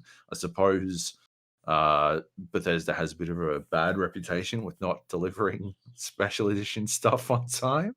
Yeah, What maybe. with the canvas bags and whatnot. But yeah, like I don't know. There's it feels like there's pieces missing Hmm. from this story, and it's weird that you would outlay 2,000 words explaining this, going into an extreme amount of depth. For me, I think for a lot of people, it's enough, and it is kind of like condemning, like fucking rip up of Mick. You know, he does come off like even from my perspective, he comes off looking bad. Bad, yeah. But from my perspective, the amount of depth only serves to highlight what I feel like are the missing pieces all the more. You know, like Mhm. it'd be like if you had I don't know why I'm all number analogies today, but if you were to count to 10 and noticeably skip 2 and 4, right? If you're 1, 3, 5, 6, 7, 8, 9, 10, you'd be like, why did you skip 2 and 4? Right? Well, I'm like, why did you skip 2 and 4? I guess some people are like, what? They counted to 10. Like they got to 10 though. Like, or if you know, go extreme, if you count to 2,000, but you skip 2 and 4, I'd be like, why? But why did you skip those ones? Right? Mhm. That just seems a bit weird. You went far enough to count all the way to 2,000. Why would you skip 2 and 4? I don't know. It just seems that just seems weird to me, you know? Yeah. Um, and yeah, I want to hear what Mick's Thoughts. version Yeah. of this tale. Although I also wonder if he's allowed to give his side of events. because they are often operate under extreme NDAs. So Well, yeah, I think at this stage he needs to, because this makes him look bad. yeah. It's not a question of whether or not he needs to, though. It's a question of whether or not he can. He can, yeah. I assume being sued for breach of NDA would make him look worse. Yeah. That's the thing. I don't know. Like, regardless of whether or not there are pieces missing that make Mick look better, I don't know, like, of the facts that they lay out, he definitely missed deadlines. That's straight up, right? Like, he definitely misses some deadlines. So yeah, like, I don't think he can explain his way out of that necessarily. I just want to know, like, I'm just fucking very curious as to why is he missing those deadlines? Is there a reason, or is it just maybe he wanted it perfect, or he ran out of time? Could be a number of different things. I think there is some stuff on there that sort of explains what he was saying back to them, but anyway, there's still more juicy things in here. In the one of the first paragraphs of Marty's open letter, he talks about working with Mick again, and it says here, when asked on social media about his future with Doom, Mick has replied, "Doubt we'll work together again." This was surprising to see, as we have never discussed ending our collaboration with him until now. But his statement does highlight a complicated relationship. And so he then goes on to talk about all these issues and this complicated sort of timeline of events. And then you scroll down to the bottom, and the very last paragraph, or one of the last paragraphs. Second last, yeah. It says here, as for the immediate future, we're at a point of moving on and won't be working with Mick on the DLC we currently have in production. Yeah. I found this to be very weird as well. To highlight that they found it weird that Mick said he wouldn't be working with them again, and then to write off the idea of working with him again, it feels very manipulative, right? Like, it feels like they're trying to portray him as a bad guy for not wanting to work with him again, and then they're trying to have their cake and eat it too by saying they won't work with him again. Like, that's pretty weird, right? Like, I don't know. Maybe it's just worded poorly. Maybe it's just worded poorly from a perspective of, and if it had the sentence fragment as per Mick's wishes, we won't be working with Mick on the DLC. This makes it look like it's his decision as the executive producer on the game that we won't be working with him. Right? Like, as a punishment for his transgressions as listed in detail but not full detail above. Like, weird. It's weird, man. Like, it's just odd. Like, were they already not working with him because they decided maybe Mick was busy, or they wanted to go with someone else? But the wording of that doesn't give you the full story. Like, it makes it sound like them saying, this is the first time we've heard about Mick not wanting to work with us, and by the way, we're moving on and won't be working with him. Yeah. Okay. Yeah. Cool. Anyway, I imagine we see something come out at some stage from Mick in an interview, because I just don't think it makes him look good in this current form. No. Being basically called lazy in a very long open letter. So I guess we'll... And as always happens on the internet, people side with the most recent thing they've seen, the most recent information.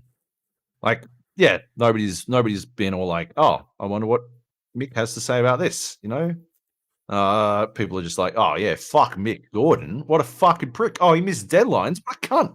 And then he tries to fucking pass it off in social media in private messages that have been screenshotted and shared around. So it's not like he's publicly putting Bethesda on blast. He's just answering questions from a fan, but fuck him anyway. What a prick. Yeah. I don't know. It's all a bit Maybe weird. he had the tracks, and every time he delivered them, they were asking to change certain things. And by the time that happened, like, There are a billion things. who knows? Like like music production is always fucking wrought with like errors and goofs and like complications that nobody can see coming. So yeah, there's there's 100% more to this story. 100%. Whether or not we get to see it, I don't know. I hope we do, because I'm all about that. Who is going to curious. play Mick Gordon in the film, though? Fuck yeah. The film adaptation. The film adaptation of this amazing story. Who's playing you? Because you're in it somewhere, right? Talking about how bad Doom was. They gotta be shit at some point. Like they're gonna have like fucking Josh Gad or some shit. Like just in his fucking glasses and be like Joab. That's Joab. Yep. Yeah. Speaking of films, Borderlands Films seems to still be kicking on. The latest piece of news comes from Variety saying that Cate Blanchett is in talks to play Lilith in this adaptation. Seems like they're going to throw a lot of money at this thing if it eventually takes off. Yes, it does. Yeah. My suggestion was that Brick should be played by Dave Bautista because it seems like they're making a Guardians ripoff anyway, so why not just have him play I like the big burly guy? I mean, how many people could play him? Is there like 3 people? It's like Dave, the Rock, the Mountain Man. Oh yeah, Mountain, yeah. I was watching Gangs of London. I don't know if you've watched Gangs of London. Right. It's a very cool fucking TV show. Made by the dude who made The Raid. Okay. Yeah. Gareth Evans? And Gareth Edwards? Gareth Evans. Yeah. Evans? Anyway, whatever his fucking name is. I'm gonna find out in a second. Gareth Evans. Yeah. And in the last episode, there is this giant of a man. I've never seen anyone quite like him. Like big enough that I'm like, is this dude a fucking like? Is this a trick of perspective, like in the fucking Lord of the Rings type shit? Yeah, like what the he's fuck actually is sitting going on a here? chair or something like that. It's fucking crazy. Apparently, it's linked to The Getaway, the game. Okay. Apparently, it's related to the Getaway game, which is also crazy to me. Yeah. Anyway, yeah, they can get that dude. He's fucking huge. The size of that man. He's a big unit. I've got to find out who the fuck it was. Anyway, it's fucking like the action sequences in the show alone are fucking worth the price of admission. But it's a pretty good fucking story as well. Yeah. Yeah. Do you feel like Guardians of the Galaxy was mentioned in the pitch meeting for this? Like, yes, 100%. I feel like Guardians, like, I feel like James Gunn drew deep on Borderlands for Guardians of the Galaxy. Like, I don't think it's unfair to go the other way with it. Right. You know, you don't think so? Yeah, possibly.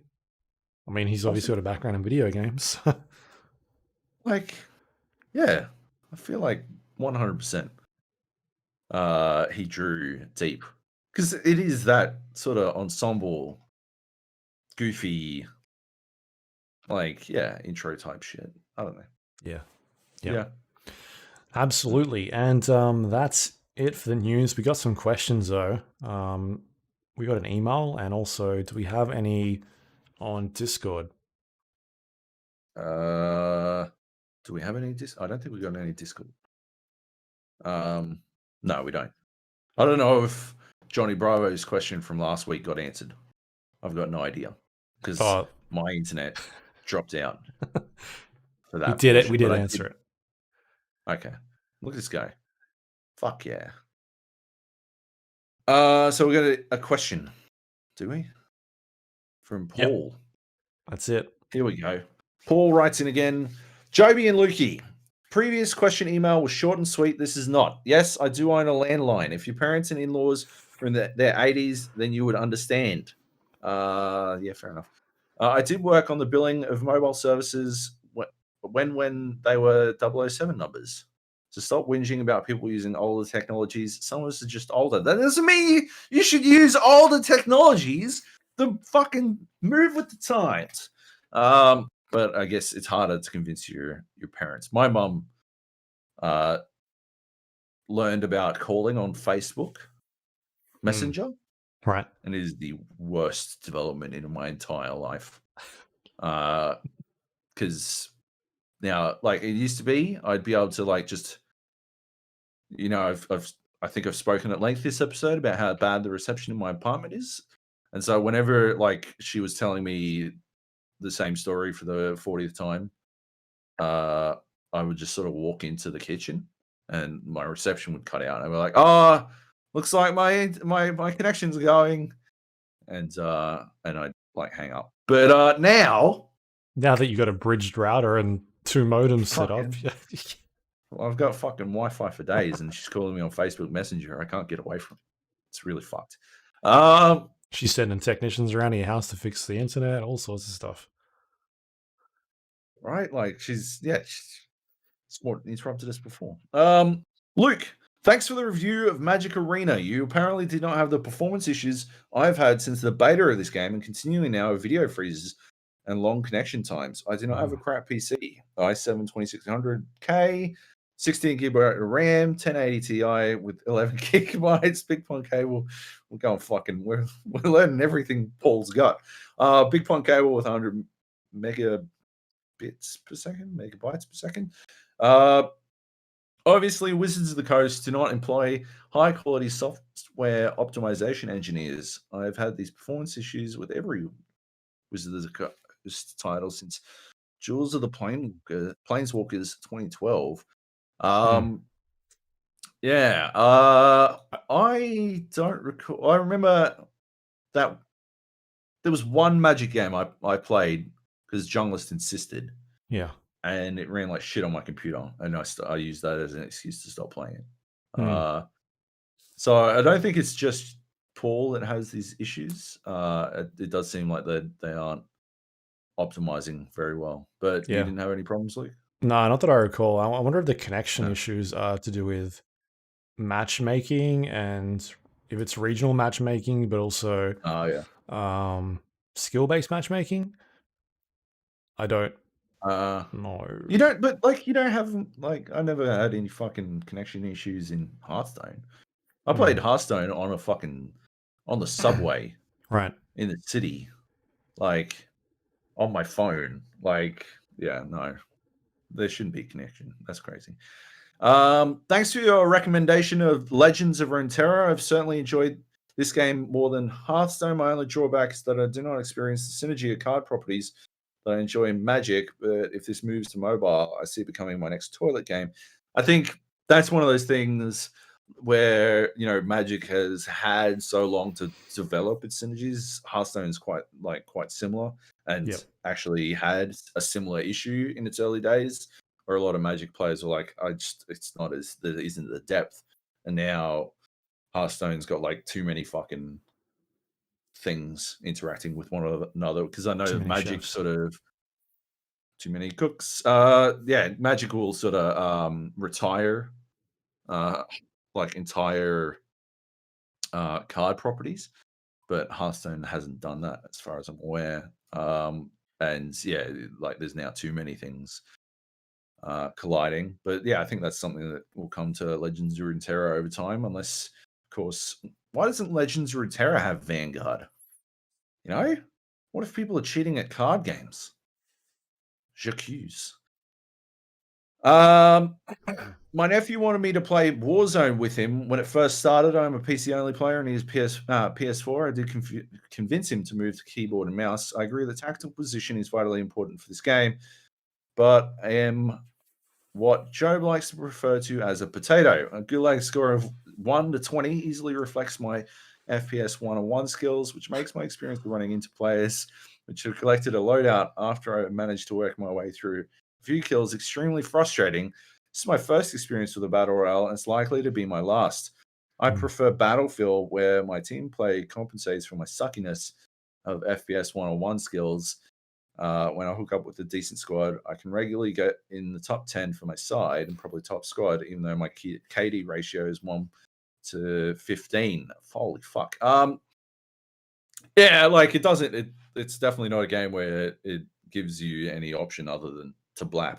You're gonna get blapping. Although, I mean, apart from the fact that I think Battlefield Tuesdays might be dead, because Battlefield is essentially dead. Like, we didn't really talk about that. Like, I guess we briefly We touched talked on about it it last week, but Battlefield's done. Hey, like it's over. They're not like they've got one more chapter, but based on the last chapter, the best we can hope for chapter 6 is that they don't fuck up the time to kill again. That's my dream, but I'm not that inclined to go back and play it anymore. But we were like, anytime you play with Nate, it's a squad every fucking day.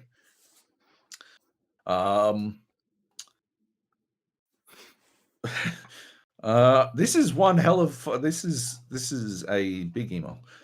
Feedback on a game should be like a good review, objective and without bias. Of the two opinions given on Final Fantasy VII Remake, one seemed objective, the other seemed to be the feedback of someone who'd had someone shit in his childhood cornflakes. One was a review, the other was fanboy ranting. Should the feedback on a game be announced as review or opinion? On the plus side, this was the best Joab rant in over 12 months. Some people have even stopped and stared while I laughed in the park or walking my dog while listening to the podcast. Almost as funny as a Rock and Jonathan Coleman segment. Joab, your childhood experiences are entertaining, but if you put forward a review based on this to one of your client websites, do you think it would be viewed as professional? There's a pretty significant reason why I opted to not review Final Fantasy VII Remake. I don't know if objectivity is necessarily the end goal of a review, but I was able to personally recognize that I have some pretty heavy-duty biases that I can't let go of when I think of that game. That said, fuck Final Fantasy VII Remake. Fuck it. I think you just said I'm a better reviewer than you as well. Oh my god. I wasn't reviewing the game. Get the fuck out of here. Get the fuck out of here. Okay? You can't like wander in, right? And just because fucking Paul said it. Just because fucking you finally hit a fucking free throw, Shaquille O'Neal, doesn't mean you're suddenly better than MJ over here. Okay? I'm still the fucking best. God damn it. What was I going to say? I lost my fucking train of thought. You've completely fucking derailed me. I was going to say something. It was going to be poignant, interesting. It had panache. I don't know. I don't know what it was. Fuck. Oh yeah, I saw fucking Kotaku. We're talking about how there needs to be a Crisis Core remake. They haven't even finished the fucking Final Fantasy VII remake yet, and people are like, "Oh, they should remake Crisis Core now." Get the fuck out of here. First of all, I don't think they'll ever remake Final Fantasy VII because whatever they're making at the moment isn't a Final Fantasy VII remake. It's fucking do whatever the fuck you want with the characters I love. And second of all, yeah, like let's just like Crisis Core wasn't that great. Fuck Crisis Core. This is weeb shit for weebs. Anyway. And then PS, the noise cancelling works great, but now the long pauses make me think my podcast app has stopped working.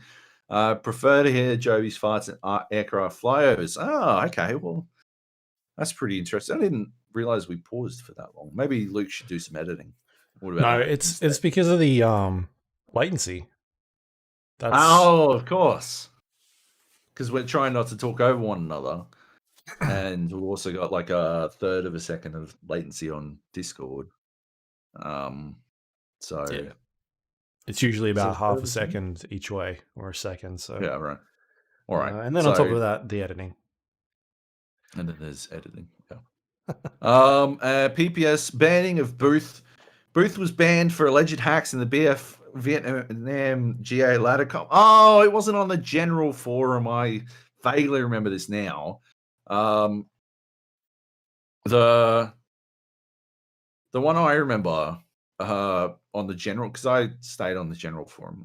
I haven't even finished what he was writing. The forum thread went for almost 3,000 responses. Thread closed and continued 3 times. Nice to know you were taking note of these things when you were working there, Joe. But yeah, so the one I remember that went on and on and on that was ridiculous was the Prius. The Prius. Could a Prius outdrag a sports car? Mm-hmm. Because electric cars were only just coming in, and someone got super fucking attached to the idea of torque, like the torque that an electric motor could put out was and is. I mean, objectively speaking, the torque an electric motor can put out is more than what an internal combustion engine can put out. That's just fact, right? Like, but it went back and forth over and over again because whoever it was, I can't remember who it was, but whoever it was refused to understand that like torque the engine and torque of the wheel are 2 different things. And so it just went on and on and on. And then like anytime a Prius did anything, like it would get brought up again. And yeah, it was an insane very long thread. I don't think it outdid 3,000 responses, but yeah. Good times. Yeah, I was only on the general forums. Every other forum was its own fucking thing. Except for sometimes I go into the console forums, which I renamed to Console Wars, to get things going, and it worked. Calling that forum Console Wars started more Console Wars than ever before, which was exactly what I wanted to achieve out of those forums. Because, yeah. Anyway, excellent email, Paul. Extremely long, extremely detailed. A lot going on. Too many returns. Like you can't see it, dear reader, dear listener, but like it's formatted like it's a fucking haiku, like it's a fucking like it's a poem. poem. That's what I thought. Like every fucking sentence is on a new line. And yeah, it made even half sentences are on a new line. It made for an interesting reading experience. Anyway, thanks so much for the email, Paul. There was a lot of detail and a lot of information. It was good. And some good insights, although I am the best reviewer in the world. See, if I wasn't the best reviewer in the world, wouldn't I have attempted to review Final Fantasy VII Remake? Exactly. Exactly. But I am the best, and so I didn't attempt to review it. I just offered up what I feel are some genius opinions, from, the best in the world. And Luke was there to suck its dick. As we do. All right. That is it. You can find us on iTunes, Android, Windows Store, Spotify, YouTube, all the places you can get your podcasts from. You can find us under The Gap, the GA podcast, the Gap podcast. Please, if you do have a moment, rate and review the show. It helps other people find it. Brings us into the spotlight. If you'd like to send us any questions, you can do it via email like Paul did, thegapodcast@gmail.com. Or you can go to our Discord page, thegapodcast.com/Discord. We got a bunch of different like chat channels in there where people can talk about anything they want to. There's definitely been stuff happening in the last couple of days, which I've not been paying attention to. But, I mean, there was, I don't know, Nate's been posting in there about things. You've been posting in there. A bunch of other people. Yeah.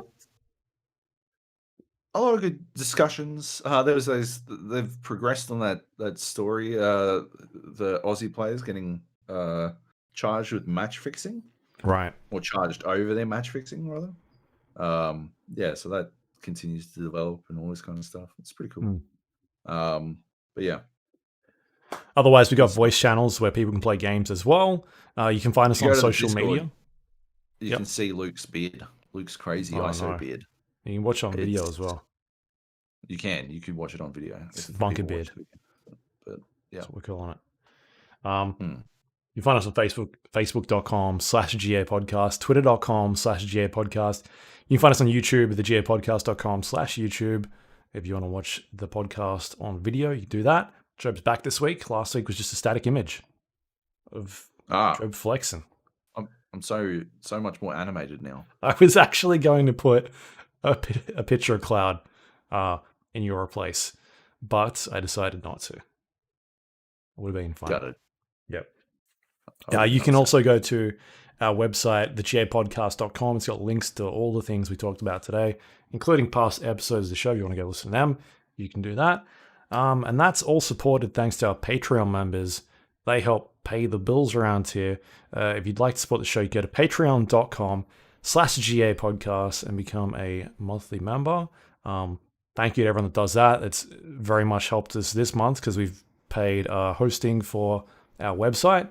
We're about to, and hosting for podcast as well. You're the best. So we very much appreciate that. It helps us do everything that we do every week. And I think that is it. Have you got anything you want to pimp out for this week you'd like to talk about?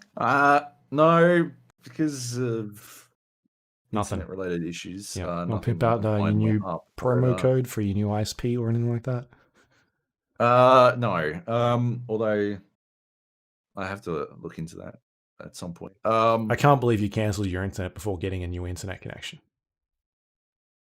It's fucking weeks away. I've got fucking weeks, baby. Don't worry about it.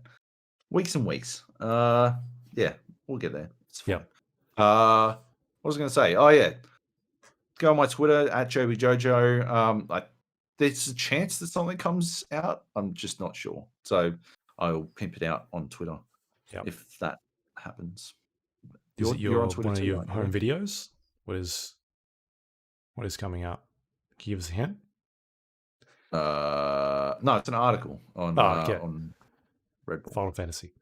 All right, you can find me twitter.com/Luke Lawrie, Lawrie. Otherwise, that is it for this week.